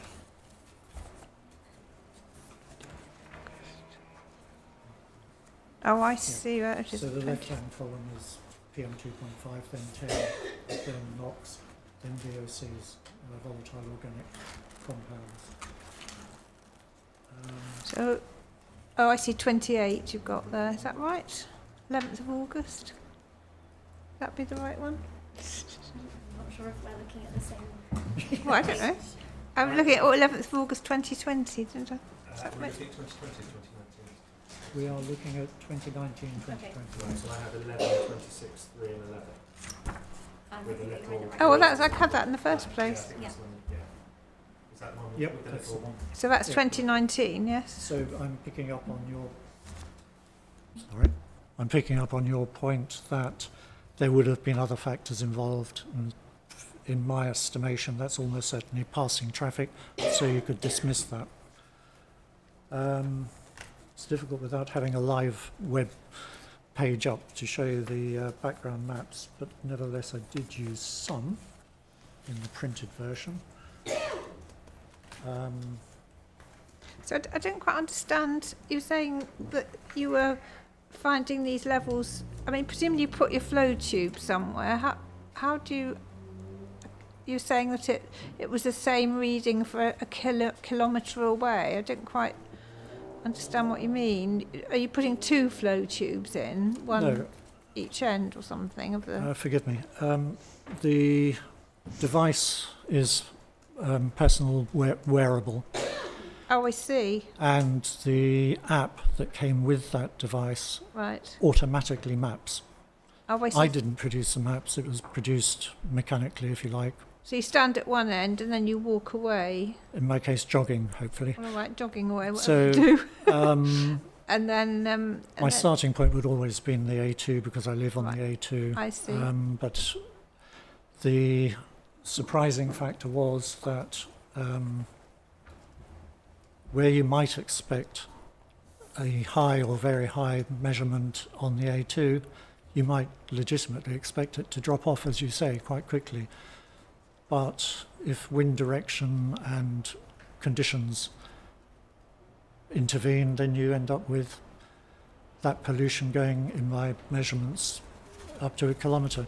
If it went further, then, to be honest, I'm not that keen a runner, so I didn't go further than that. Can I just say in relation to that point that the physics doesn't work with that? I mean, the amount of air that it would have to disperse over, if you're saying an arc 1 kilometre away, it wouldn't. It must be a different source if you're getting a different result. It doesn't fire in a linear path 1 kilometre away. Otherwise, we would all be seeing that with. I can only go bonfire. by the measurements I took. Yeah, So, yeah. I mean, and it seemed pretty consistent. I think this is. I think my view on all of these, really, I think there are too many factors. I can't really work out what the data's saying. And yes, although there are certainly going to be fluctuations in particulates due to weather and especially rainfall and things like that. If you're saying that brake and tyre wear is having an implication, then certainly a period of dry weather, you're going to get more of an influence from that. But in terms of localised factors, I think this is part of the reason why it's averaged over a longer period and in particular locations. But yeah, going back to the 200 metres, I mean that's the research that has been done and has been established for 20 years. Certainly in terms of ecology, when we're talking about the effect on special protection areas and so forth, you don't look beyond the 200 metre band, do you? Yeah, that's from the Natural England ER. Right. Yeah, you would do for some sources for ecology, for big sources such as big ammonia sources, you would look more. So a big pig farm or chicken farm or something, we look up to 10k. Or an energy from waste plant stack. road-based. Yeah, exactly.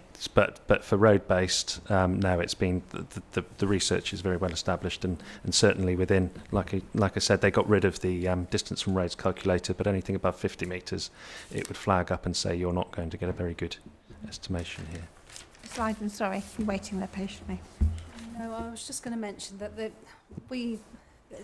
the only problem sometimes with the low cost sensors that you do have sometimes.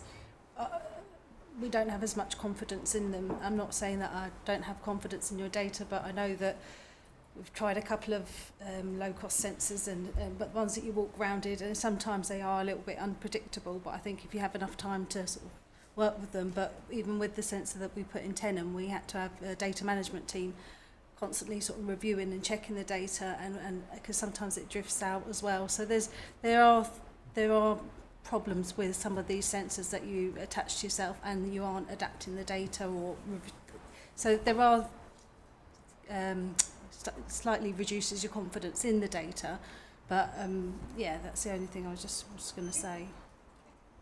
May I just ask the question, has Mrs. Stoling done any investigation that actually would challenge my assertion that pollution from the A2 stretches beyond 200 metres? Well, the dispersion modelling itself, the dispersion factors that are in the model, that's the point of the modelling, really. I mean, that's what you use a dispersion model for. So it's GIS-based system, and you spatially put in the road links and the flows and the emission rates, and then it uses the metadata and calculates the dispersion. That's the job of the model, and it does it a lot better than I could, because it does it millions and millions of times. I guess I'm asking because what I produce is empirical data, not model data. So these are measurements which I'd just be interested to know if you've had time to look at, or the challenge that my data currently puts. Yeah, I mean, can I also just a carrier to that? As I understand it, in your evidence, the measurements of pollution at the roadside should not be taken account of in people's back gardens, which is less than the 200 metres. Is that right? That my concerns, which are about being 1 metre away from the source of pollution, are they in some way diminished because I live 1 metre away, which I do, and my garden is 10 metres away, which it is? No, so if I can refer you to table 2.2 of my proof, which I think is page 8. So and these are also in the Swale Council ASR. The limit values apply at certain locations where people would be reasonably expected to spend all their time. So for example, a curbside site, a bus station, you wouldn't be sitting there for every hour of the year. So obviously, or a bus stop. So but you may be sitting there for more than 1 hour. So the 1 hour NO2 limit would apply. And then the particulate limits are based on 24-hour for PM10 and annual, and for PM2.5 they're just annual. So in terms of relevant receptor locations, you're correct that the bus stop, that wouldn't be seen as a PM2.5 exposure point for purposes of modelling. But for those of us who are retired, infirm, employed, because of course people are in employment adjacent to the roads, they will be experiencing a rather more immediate impact from pollution. Am I missing something? So so your residence would obviously be annual mean, and the garden of your residence would be 24-hour mean. So that would be both of those would be exposure points for PM10, but just your residence, because you wouldn't be sitting outside in your garden long enough to mean that you've got that entire annual average. So you wouldn't be there there's 8,760 hours in the year. You wouldn't be in your garden for 8,760 hours of the year. You might be there for half the year, especially when the weather's like this, but you wouldn't be there long enough to mean that that's an exposure point, and that's in the limit regulations. So they have deliberately not provided targets over shorter averaging times for PM10, for PM2.5. You are also exposed to PM10s and 2.5s. Surprisingly, a surprising amount in your car, at home when you're cooking, particularly if you're barbecuing, which I'm doing a lot at the moment. If you're barbecuing, so all of these other things, you're getting exposed to PM2.5. There was a well-known studies, people frying bacon in their kitchen get exposed to very high levels of PM2.5.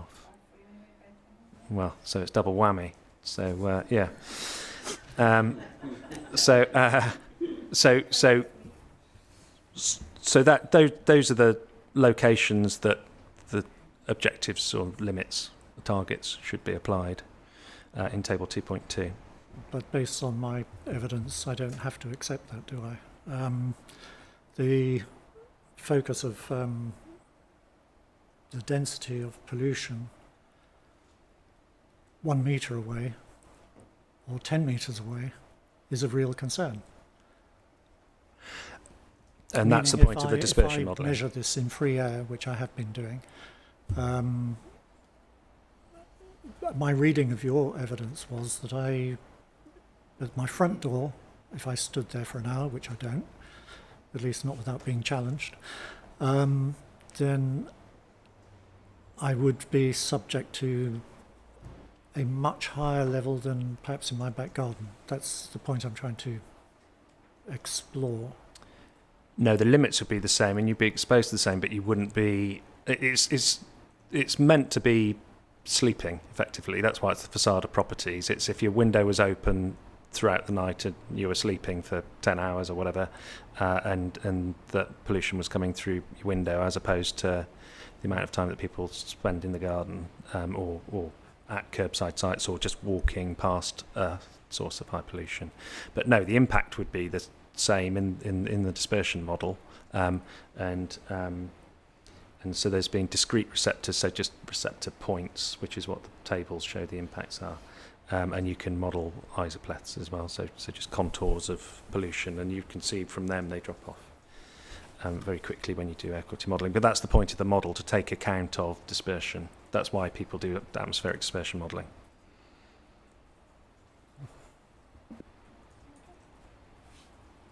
Okay. Sorry, you're off.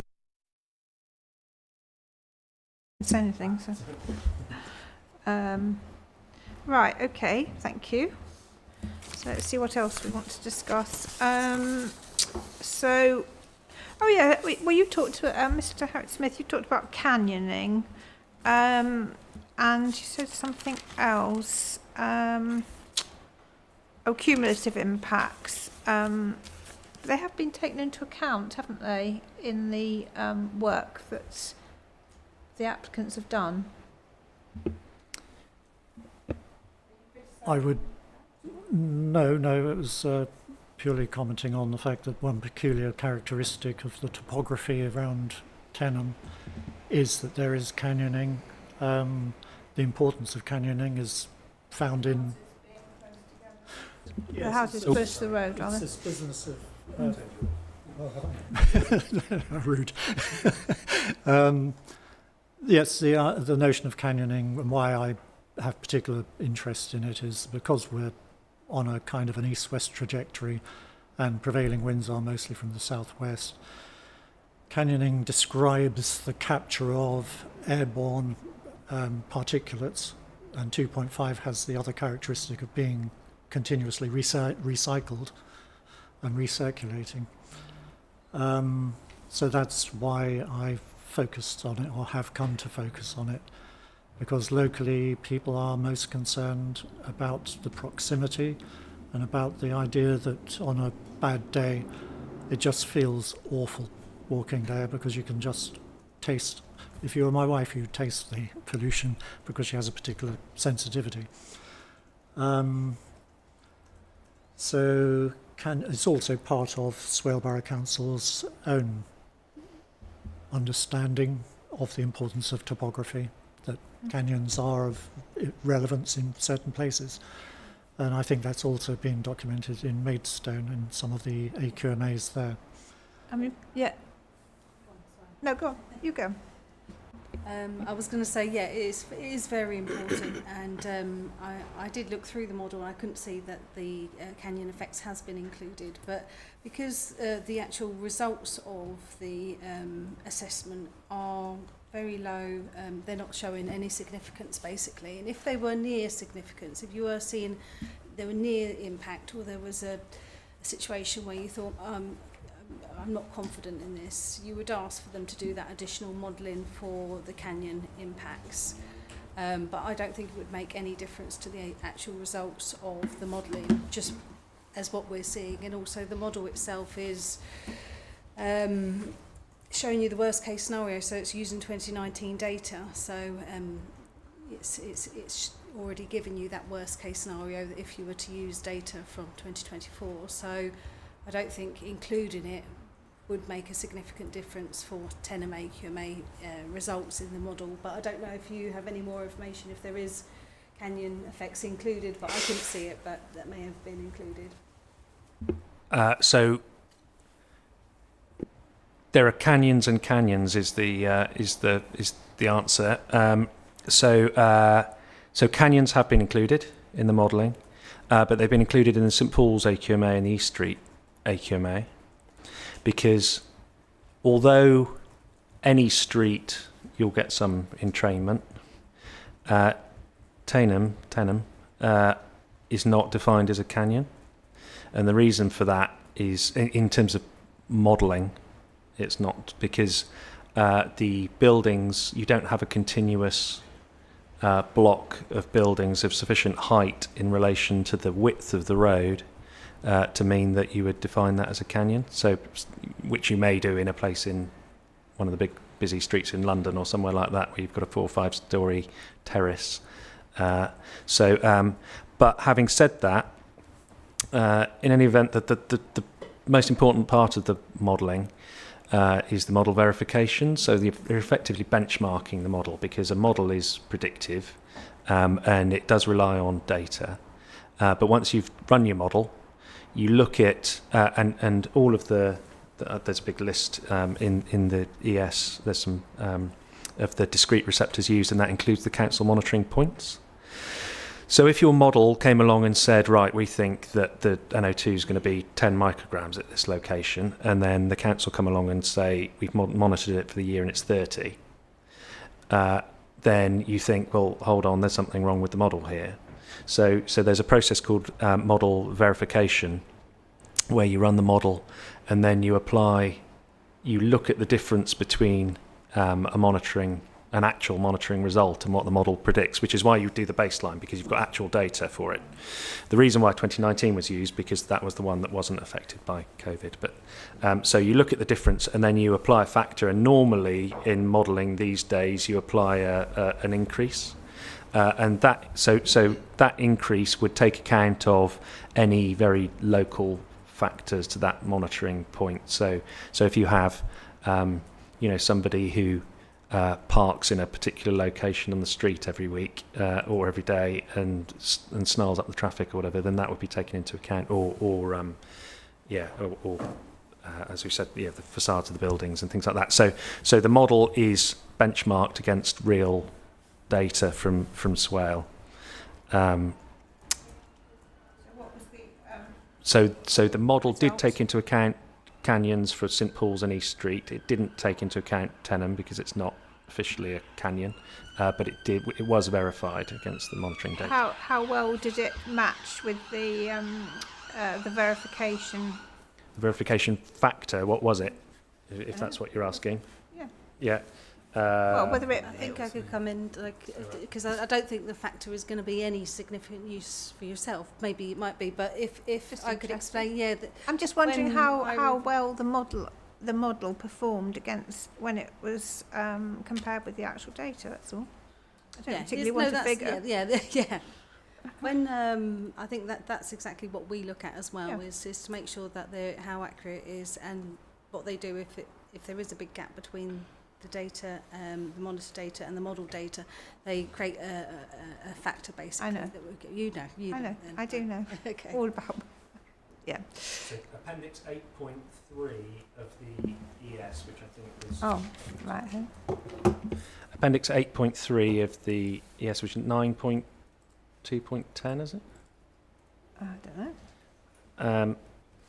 There is a verification table in there and a figure 8.3.1.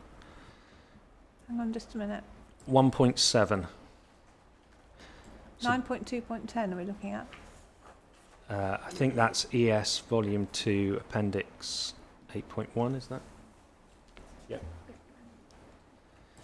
So page, electronic page 12 of 22, Appendix 8.3.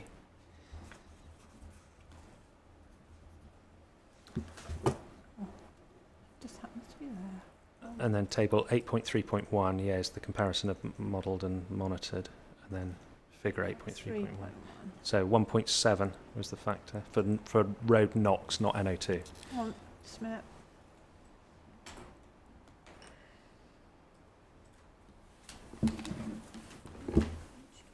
Should be looking at that, hopefully.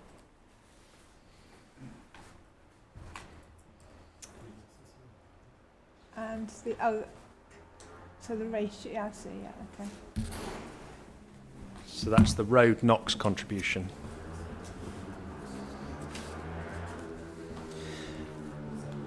And then, Ma'am, there's different verification factors. So St Paul's Street AQMA had a different one, and then all of that section has all of the verification factors. I see, okay.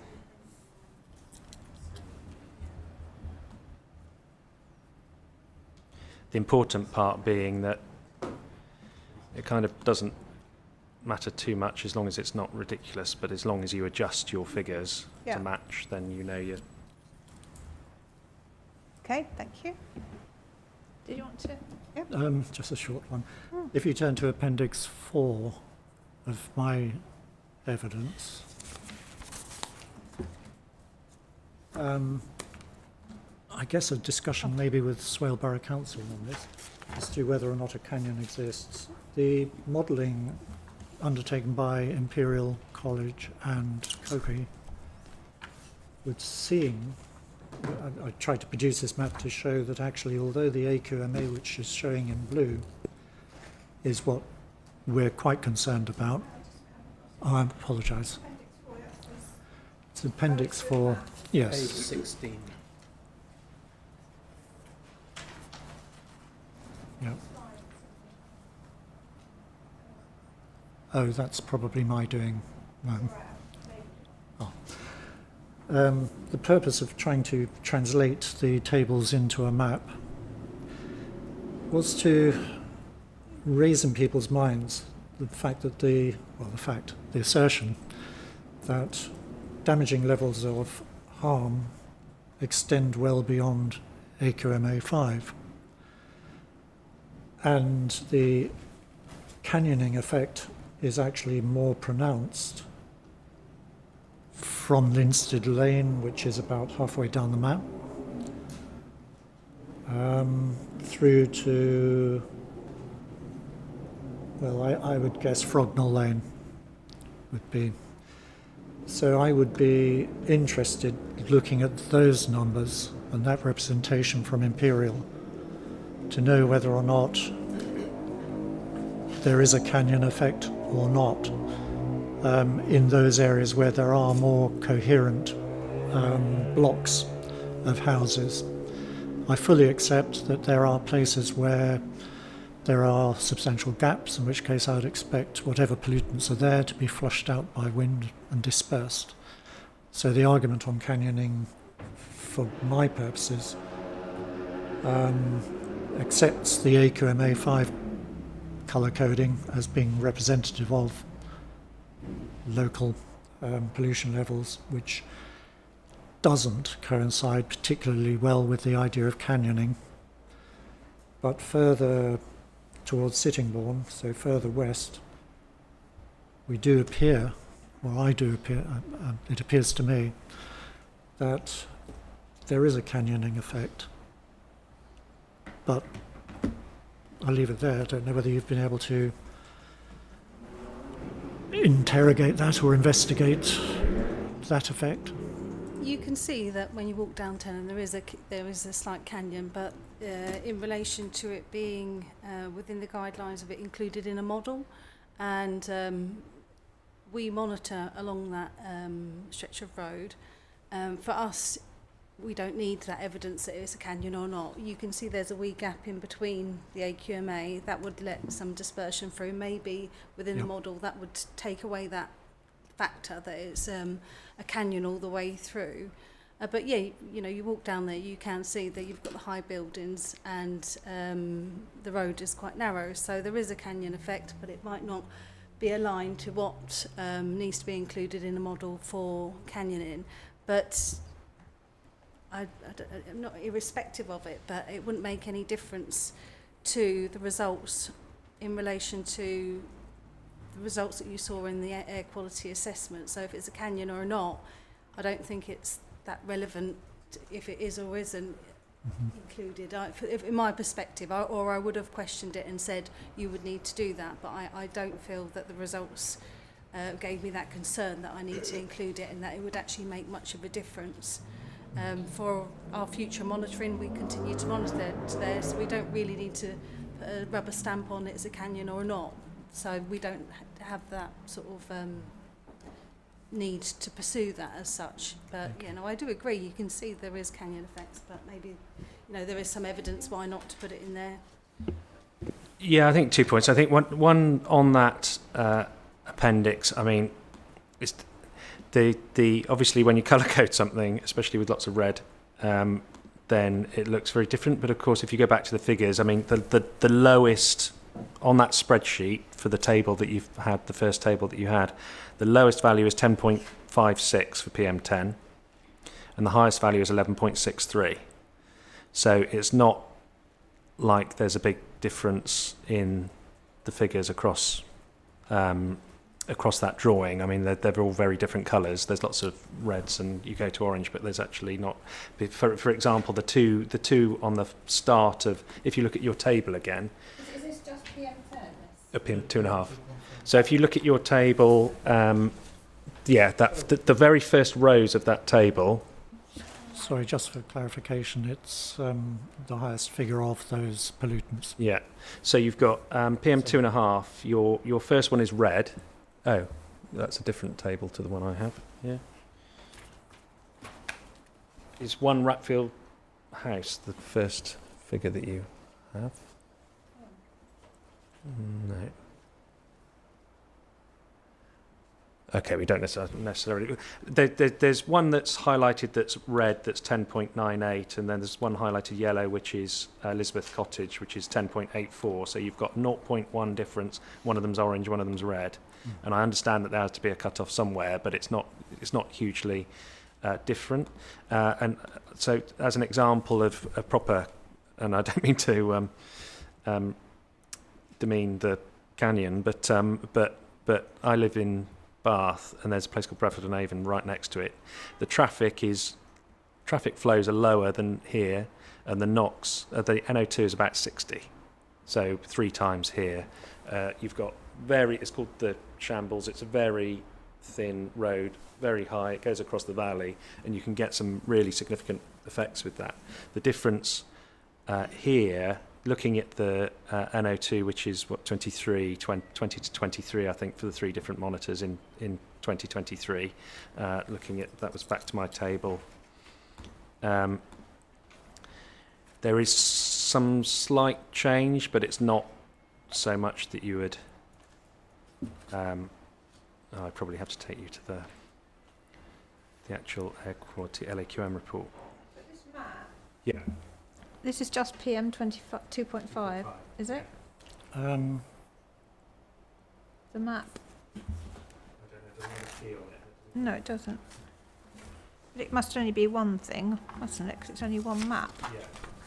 But I guess my point on that is that have what look to be gaps. But they could Microphone. My point is that you look to, there's lots of sort of different colours and they look to be gaps and non-gaps, but they could be within, less than 1% different, and you're going over or under a threshold and it's looking as if there's a gap there. It really depends on the model that was set up and exactly where they put their receptor and where they put their links and things. So I don't think that doesn't prove to me that there are gaps or not. It depends. I think you can walk down the street and see that there's taller houses and shorter houses, but you wouldn't. It's in the same way as any other sort of street in the UK, really, with houses both sides. Okay, I think that's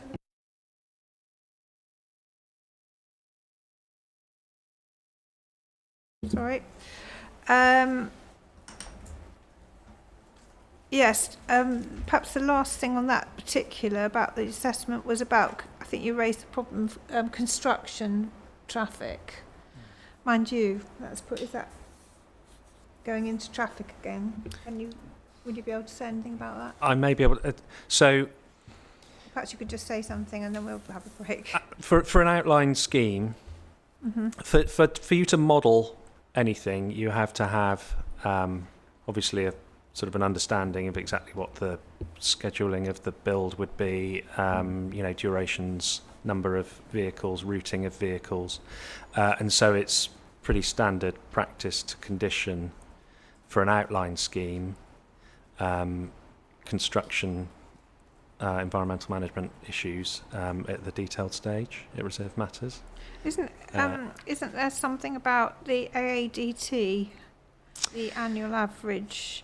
Yes. If it's below a certain amount, then you don't need to worry about construction, I think. Yeah, exactly. So 100 HGVs, you would look at it, but what we wouldn't know at this stage is if two phases came together, then obviously the construction traffic could go up or go down. So for an outline scheme, you just wouldn't have that yet. So it's normally conditioned, and my understanding is that's been agreed with the council that would be conditioned alongside things like construction dust later. Yeah, of course you can, yeah. Because obviously it's unknown of the vehicles, HGV movements through the construction phase, and that's why we've not asked for an air quality assessment. When you mentioned the annual average daily traffic, so it was mentioned in one of the air quality assessments that it would go over 50 vehicles, and that would be a bit of a trigger within the our criteria and IAQM guidance to get an air quality assessment.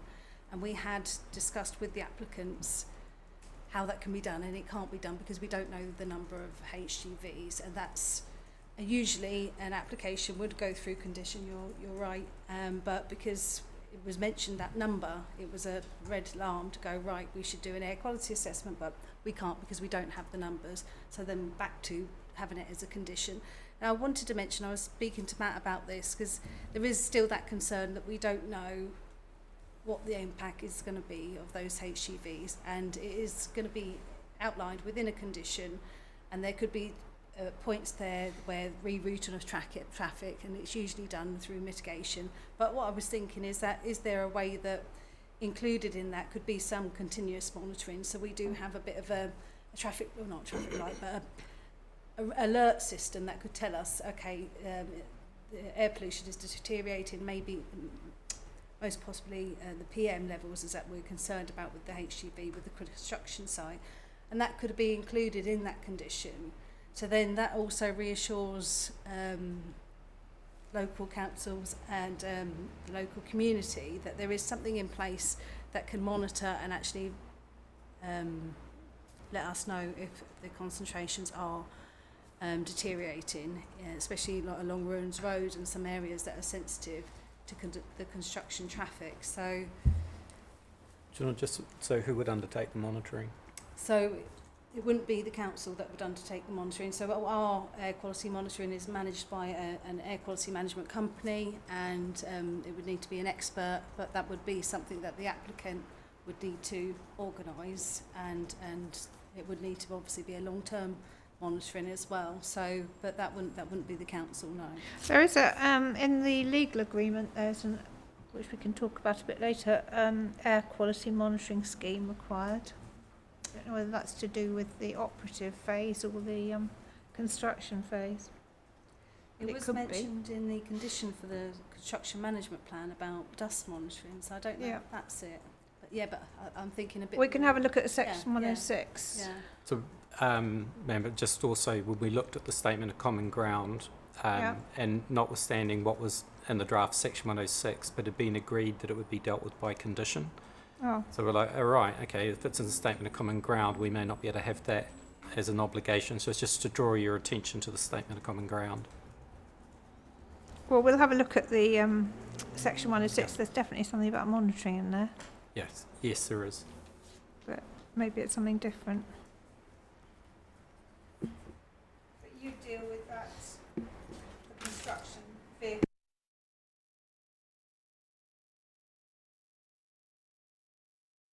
As part of the construction management plan, would you? Is that the idea? Yes. So that would need to be submitted and approved by the council. So Yeah. it could be at that point where we have those discussions on how they would monitor it and how long for. I think we'd need to have some sort of. There's going to obviously be a mitigation strategy, but it's also mitigation strategy in relation to when we do see exceedances or deterioration. How's it going to be managed? Okay. What sort of things could they do, for example, if the targets aren't being met? So I think previously we had discussed with the applicant that they need to bring to us a list of mitigation measures, but ideas, rerouting traffic, not working along PM and AM peaks, because they're the busy times. But again, they would need to provide us with what they think they can do to reduce congestion and improve air quality through the construction phase. There's many other measures on site, but we're talking about the traffic impact, yeah. Okay. Did you want to say anything? Yep. Very interesting. Okay. Right, okay, well, look, let's have a break. So after we come back, and the thing I've got on my list is mitigation. So I just wanted to talk very quickly about some of the ways that it's proposed to mitigate any impacts, including things like travel plan, electric vehicle charging points. And I wanted to, if you can help me, explore the in the section 106 agreement there is a air quality damage cost contribution. I just would like some information about how that's reached and what it entails, if that's possible, and also the is the monitoring scheme purpose in the section 106 agreement, presuming it's nothing to do with construction. And then just anything else that anyone thinks we might have missed. So we probably haven't got too long, but we'll have a little break. It's quite hot, isn't it? So let's have a break for a quarter of an hour. So it's we will adjourn till 5 to 4, please.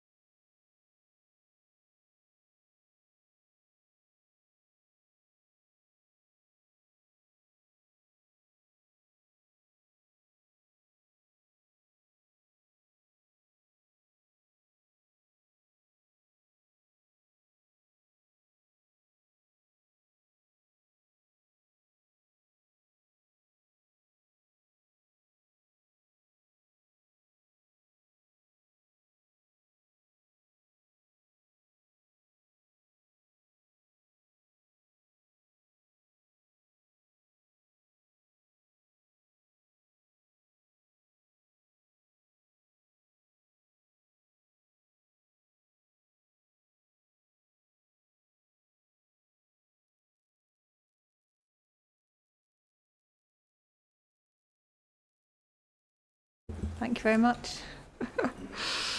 I did forget that time. Right, okay. So we're going to just look at mitigation next then. And I suppose, well, perhaps I'll ask Mr. Sterling first just to just run through the mitigation measures that might assist with reducing or improving air quality during the operative phase of the development.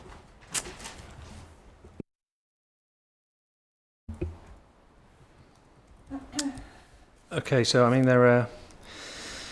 there is obviously designed-in mitigation and operational mitigation, and that has to be tied in, or I'm sure Swale would like it to be tied in with their own measures in their air quality action plan, and I think I've described in my proof of evidence the general measures that Swale are looking for in their air quality action plan, and are of the view that those will. So that is page 24 of my proof. There's a list there with 4.3, paragraph 4.3.2. So obviously it's going to be to the benefit of Swale Council for measures for a scheme of this size to tie in with their own air quality actions. Can I Sorry. The air quality management plan and the measures within there are, if what we want is a scheme of mitigation measures proposed by the applicant. I think originally in the application there was some there, but they haven't been agreed on. So there is a condition that asks for a scheme of mitigation measures. Yes, we do have measures in the air quality action plan, but there aren't any specific measures. It's basically, we want to see first what the applicant proposes, then and negotiate what we think is best, and I think that needs to have a highways authority involved, because I know that there's going to be a lot of substantial sustainable travel improvements and things like that, so I think it needs to have a bit of a joined up approach, and I think that's why we have mentioned within the S106 about having a group that manages this once it has been approved, the mitigation, not approved, but submitted to the to my team, and then we review it, and whatever is agreed is managed within a working group as such.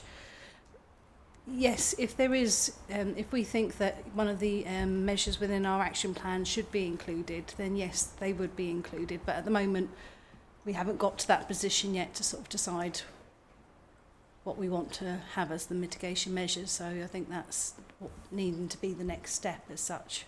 I suppose that the point that was being made was that in designing the mitigation, it would be directed at trying to fit in with your air quality action measures, wouldn't it? Yeah. So we've got in there things like the LC whip. So there's going to be things that come out of that LC whip where there's recommended improvements, and that hasn't been created yet as such, but there could be areas where they could fit into within the development, but yeah. Okay. Yeah. And Claire, how do you see that working in terms of the working group and the relationship with the council, and who does what roles and responsibilities there are? Well, I think that the applicant should be leading on that working group and making sure that those measures are being actioned, but sort of having that working group it's a bit of a tricky one because I've not been involved in a working group for mitigation measures in a scheme, but what we wanted to make sure is that those measures are completed, and when are they going to be completed, and having a working group, I thought, because it's such a huge scheme, that it would be useful to have a working group to make sure they actually what is going to happen, well, a project plan, a project manager, someone that's managing the scheme of measures to make sure they are being delivered, and then feeding that back. I think that having the council involved in that, but not being the lead on that as such, I think we could have those discussions with the applicant. But it really needs to be led by the applicant on, I think. So that would be set out in a condition, you feel? Yeah, I think well, there's slightly wording in the 106 that mentions this working group, but it could be also a condition. Let's just have a look. I don't think there is a condition for the working group that we've mentioned. So it is page 09. Just looking at the south now. I should think I think they are the same actually. 109. It's just to note, ma'am, that the council's now provided comments on these schedules. So Claire and I have had an opportunity to update them, but that's only recently been shared, like yesterday. Yeah, well, I haven't seen those, obviously. Probably said I didn't want to quite yet. But, yeah, I mean, there isn't anything in the schedule 14 about... There's a monitoring scheme, but not anything about a working group. So, I mean, that might be something that needs to be... Yes, and that's reflected in our latest comments that have been now sent across.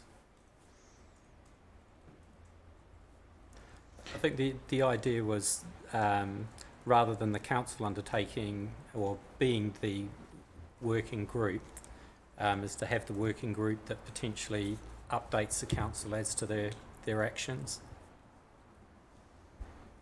Do you want to...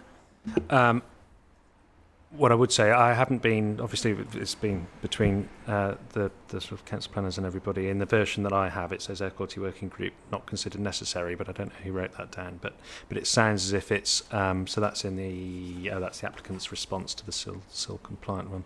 But I think it's a matter of,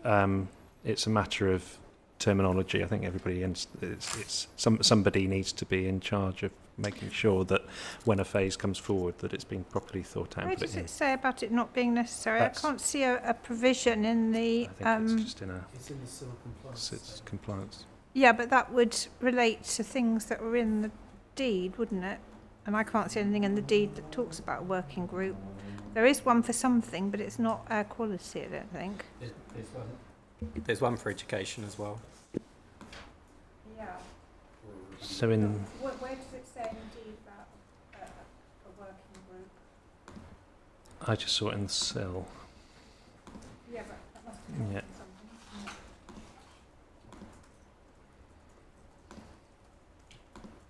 I was going to say, I'm wondering if where it says monitoring, that maybe it's typo or something like, but it's basically making sure that the mitigation measures are monitored.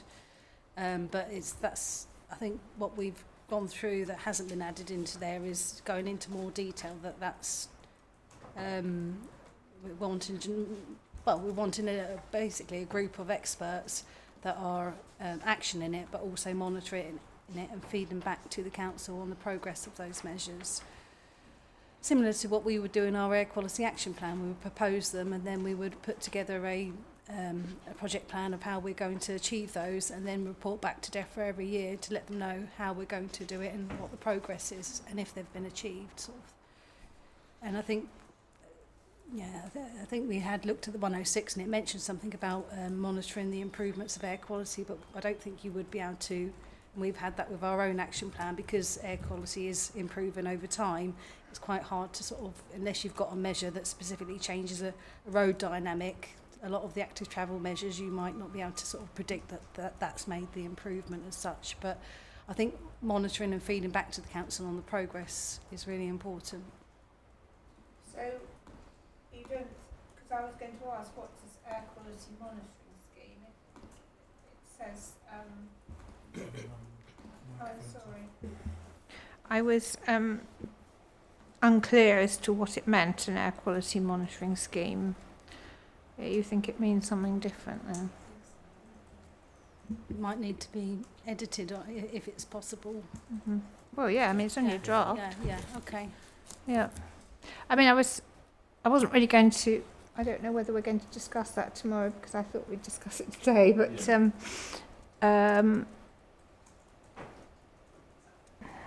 don't know whether you've got anything, or have you got anything to say about this? No. I haven't been involved in the discussions up to this point, okay. So I don't want to prejudice anything that you guys have already sort of discussed and agreed or whatever, really. Okay.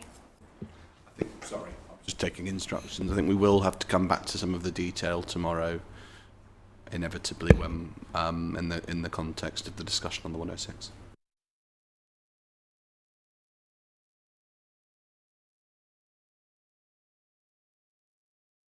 When I mentioned there about the air quality monitoring for the construction phase, I think that it could be a discussion made in which, because the concern I have is that it's a strain on our resources, but if there could be an agreement with someone, the contractor that we use for our air quality management, they're up there, the best, and we also provide all the data on our Kent Air website, and it could be something that there could be an agreement.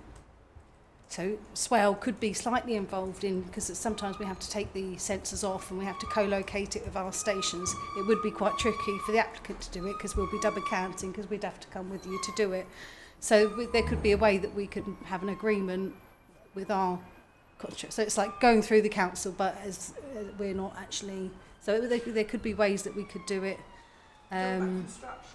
Yeah, in the monitoring for the construction phase. So I'm sort of jumping a bit away there from the measures. Sorry. Yeah. No, that's right. Yeah. Well, that was going to be dealt with by condition, I think, wasn't it? I think the reality is, until you have some idea of the phasing and duration, and so how long particular earthworks may take and everything, it would be hard to know where to put the monitors, and I think that will become evident as the schemes come forward. So if there was, for example, they said, well, we won't be routing it down that particular road, whatever that means, through the centre of Sittingbourne or wherever, then you wouldn't want to be monitoring there. So I think it's something that would need to be agreed later. Well, it would have to be, I mean, details or whatever at an appropriate stage. Do it now, because I don't know what the construction routes and things would be.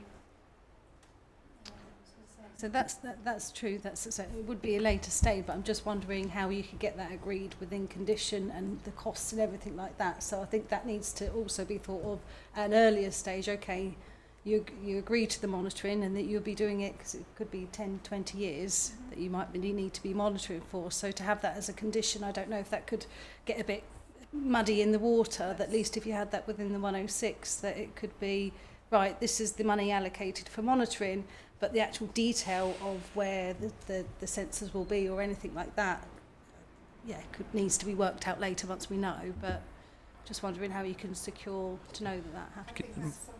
Sorry, The applicants and the council are going to have to put their thinking hats on in terms of, well, you've obviously got a draft schedule of conditions, which I haven't seen, of course, but it's somewhere, is it? Yes, they are.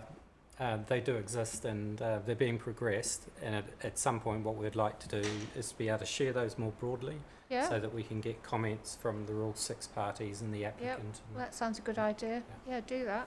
But that's obviously something that, this air quality monitoring for construction, that's something that you need to talk about. For me, there is an overlap between, obviously, again, I haven't been involved, but with the air quality damage costs, for example, it can cover, because I would argue that that monitoring is part of mitigation, because it informs the mitigation. So you would have a dynamic system, really, wouldn't you? You would monitor and then it comes in. So that, I guess that's, again, something that has to be discussed, but in terms of specific values and money available. Something I was going to ask, actually, was about this air quality damage cost. What that means and how the sum has been arrived at.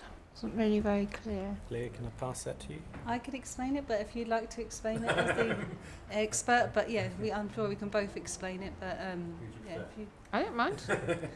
Please yourselves. Someone explain. Yeah, so it's basically a monetary value for the volume of increase of traffic flow for the development site. So I think it's over a 5-year period, isn't it? So it's taken into account nitrogen dioxide, PM10 and PM2.5. So it gives you a monetary value for the increase in traffic flows, basically, and a way it's something that DEFRA's created to be able to have that mitigation monetary money for basically mitigation. It's a Was it once the thing's operating, is it? Or Yeah, it's for the operational phase of it, yeah.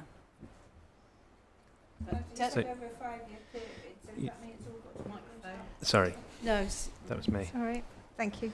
So it's it's effectively it's a method of trying to have a proportional mitigation cost to the quantum of development, because what it doesn't take into account, for example, is things like the routing. So you could have a new scheme that was having benefits and everything. All it takes into account is the additional mass released of nitrogen dioxide, particulate matter, of both PM10 and 2.5s. And then, so if you have a small scheme with very few flows, you can have a low damage cost. And if you have a large scheme, you can have a very large cost, irrespective of, you could have exactly the same scheme in different places, one of which has much higher effect, but you'd have the same damage cost. So why is that? Because that's just the way DEFRA do it.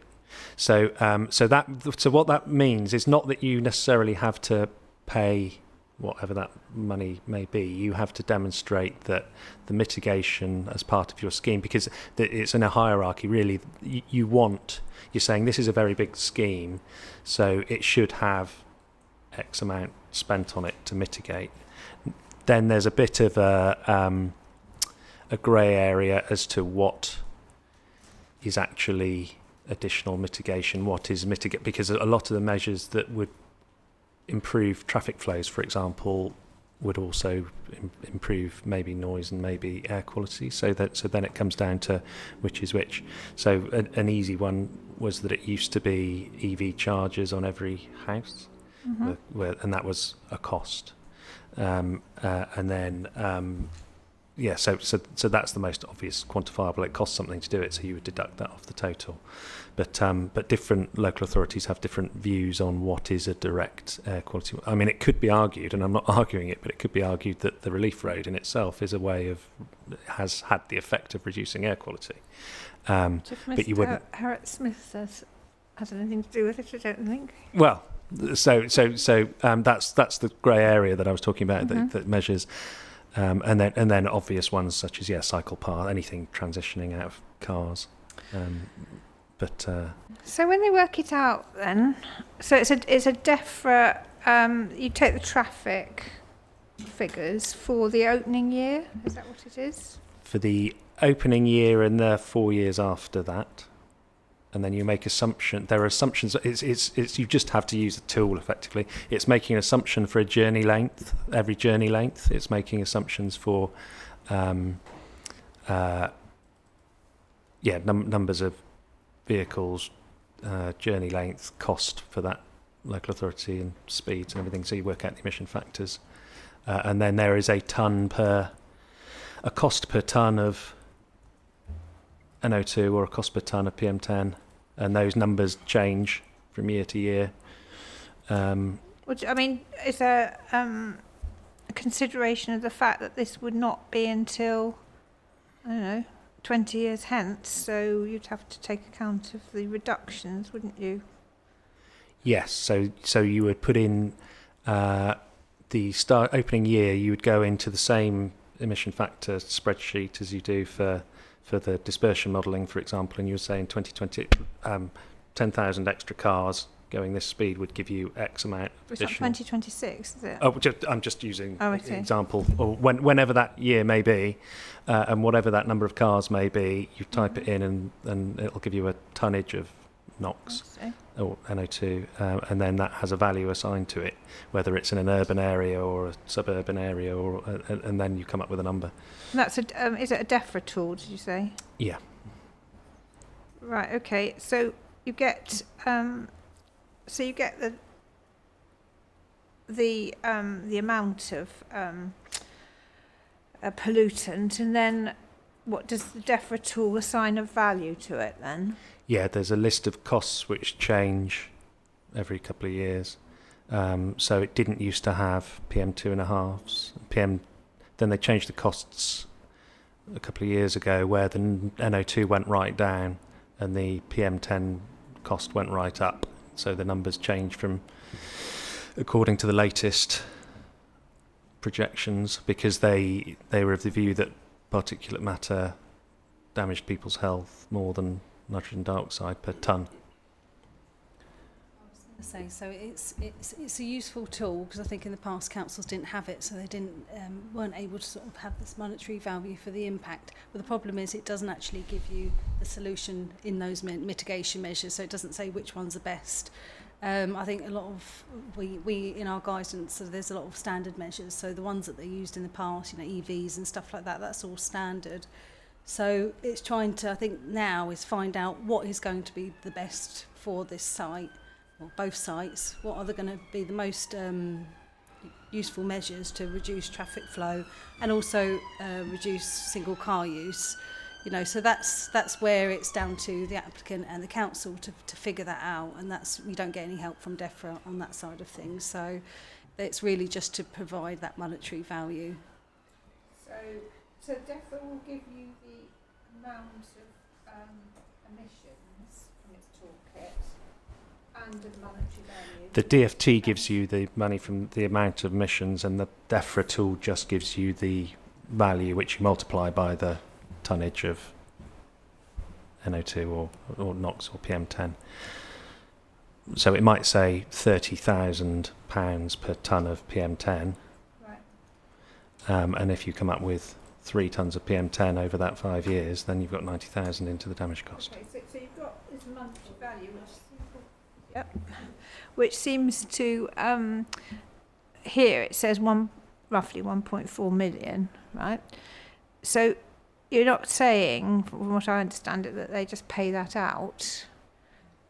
You have to then work out what the mitigation is, and is that right? That's right. So we don't want the money. We want the applicant to spend that money on measures on site to the value of the damage cost. But it's not as if we want to take the contribution to spend off-site. We want the applicant to identify measures that we agree with, just to make sure that the measures are legitimate and appropriate to the value of the damage cost, and then to implement those measures on the site. Sometimes what we have found, though, is that the applicants don't do that, and so what we've said to some of them, well, if you're not going to spend it, then give us the monetary value, which has prompted them to then spend the money themselves on site. So just to realise that we don't want the money, but we do need some sort of a stick to make sure that they actually do spend on mitigation measures up to the top of the damage cost value. Yeah, I was going to say, in my experience, there's a hierarchy, which is, you spend as much as you can on the site, and then as a last resort, you would give the money to the local authority for other measures which in the wider area could improve air quality as a whole. May I just briefly, I'm mystified by the notion of mitigation in the circumstances which our community faces. There is no realistic mitigation that gets between me walking down the pavement and tailpipe and friction particles right next to me. So I'm kind of mystified by the whole notion of mitigation. A tree or woodland or wetland or whatever has no impact at all in the minds of people that I talk to anyway.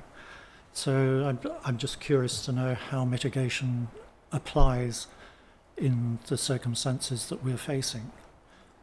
So I think you've raised a good point, and that's something that we review in our air quality action plan, is specific measures for specific AQMAs, and unfortunately the AQMAs along the A2 are restricted in what you can do to make improvements, because obviously they are impacted through traffic, and there's not much you can do changing that dynamic of people living right next to the road. But I think it's trying to reduce the actual car use from the development, so how much that development's going to have impact on that road, and that's what they're going to have to provide. And again, I think that's working with KCC Highways to see what improvements to the bus service they're going to do, how are they going to reduce that single car use, and how to make the development as sustainable as possible. And it's going to be tricky because obviously the dynamics of the area. So Yeah. Fully understand. I think my concern just is because we are a kind of a dumbbell. You know, there's Sittingbourne there, there's Faversham there, and any traffic where, and I'm straying into June's working group. It just leaves me wondering how any local changes, even in buses, and don't mention active travel, could possibly impact on the A2 as a busy road. But this is, I presume, what's going to be discussed under the traffic session. Well, I don't know yet because I haven't read it, but presumably, I mean, if that's something you want to raise, well, I expect it will be raised. Yeah, it's promotion of green travel options, really, isn't it? Exactly as you've said, to make it more convenient for somebody to not jump into a combustion car by themselves, whether that is EV. You know, I don't want to second guess what's going to be chosen, but whether it's EV chargers in the centre, which mean people think, oh, actually, there's a useful charger there, and I might trade in my old 20-year-old diesel for a EV, or if there isn't a bus route at the moment, then putting one in if there is, but it's not, you know, it's just making it easier and cycling routes and things like that. I don't think, and that's standard throughout any sort of development in the UK, really, through the green travel stuff. But I suspect that the highways guys will be able to. It obviously won't make things better necessarily, but then that's not necessarily what the applicant has to do. It's basically trying to make sure that things don't get worse. And I presume Swale Borough Council would have the responsibility under NPPF to make sure this happens, which is, I guess, what you're talking about. Well, that's the idea of mitigation. I mean, obviously there will be a there might be a residual impact, in which case that has to be weighed against everything else, isn't it? Thank you. Yeah. Okay, well thank you, that's helpful. So we'll probably return to that tomorrow then, it sounds like. I hope we wouldn't, but we probably will. Right, okay, let's just have a look and see what else is on my list, and then if there's anything else you want to comment on. No, I don't think so. So anything else that anyone wants to raise that you think we haven't really talked about sufficiently? Do you want to start? Having been involved in one air quality working group in Tenham, hosted by Swale Borough Council, I would certainly like to see an air quality working group being established to help the community understand what are the issues and how things are progressing. I certainly found it very helpful. This was Sue Kennedy. Is she still around? I don't know. No. But as a mechanism for helping people understand and not just be fearful, I think a mechanism of that kind for local communities, not just ours, I would have assumed, I don't know, should I presume on anyone, that Rodmersham might want to think about it, or whether there's something between all of the parishes. But it's just, I feel this need for communicating with local people, so that they can see what is or isn't happening from afar, because of course your development stops just short of us, but the impact will be quite, in my view, severe and very worrying. So a mechanism of that kind would be worth exploring, I would have thought. Okay. I was going to say, because that's more, it would be my department, so we could organise something like that. We did used to have working groups with the AQMA, so it could be something we could pick up again. I think they have been useful. Yeah, that's a good point.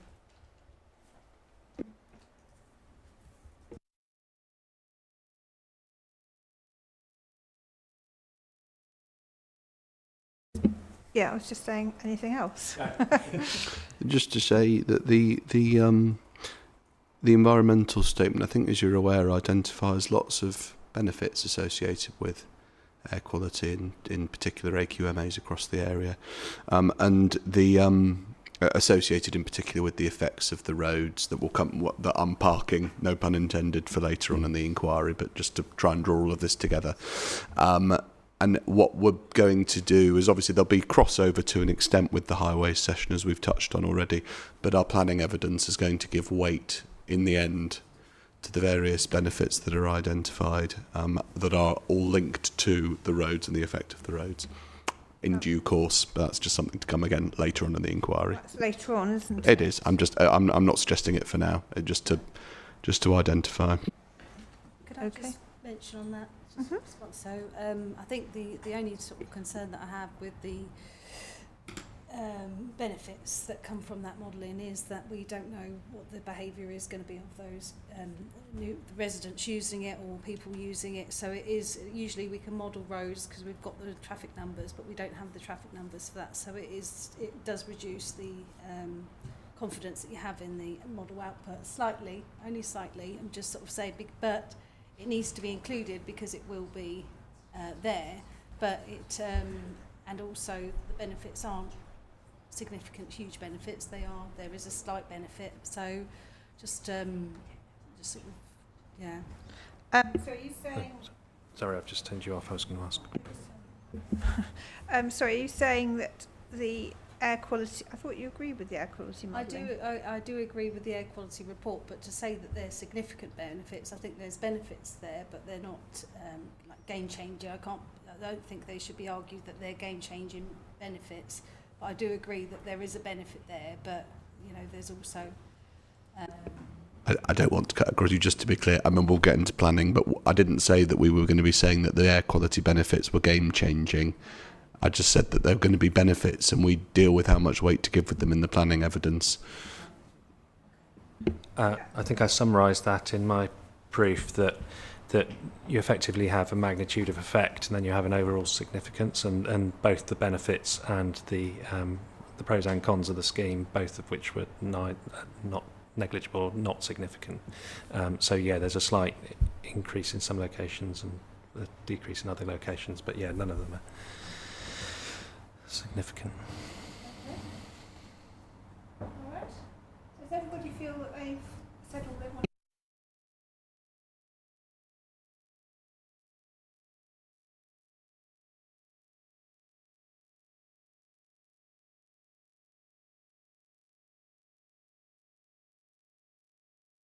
Finish. I'm a bit fed up with this microphone keep going on and off. So I think for the round table, for the section 106, I'm going to do it from the back. Apart from the fact there might be quite a few people. I was about to say, I think we're expecting quite a few folks. So it'd be easier for me to manage from up there. Absolutely, yeah. Thank you. That's my plan. Thank you. My cunning plan. So if there's nothing else, we will adjourn till tomorrow. So 9:30 tomorrow. All right. Thank you very much.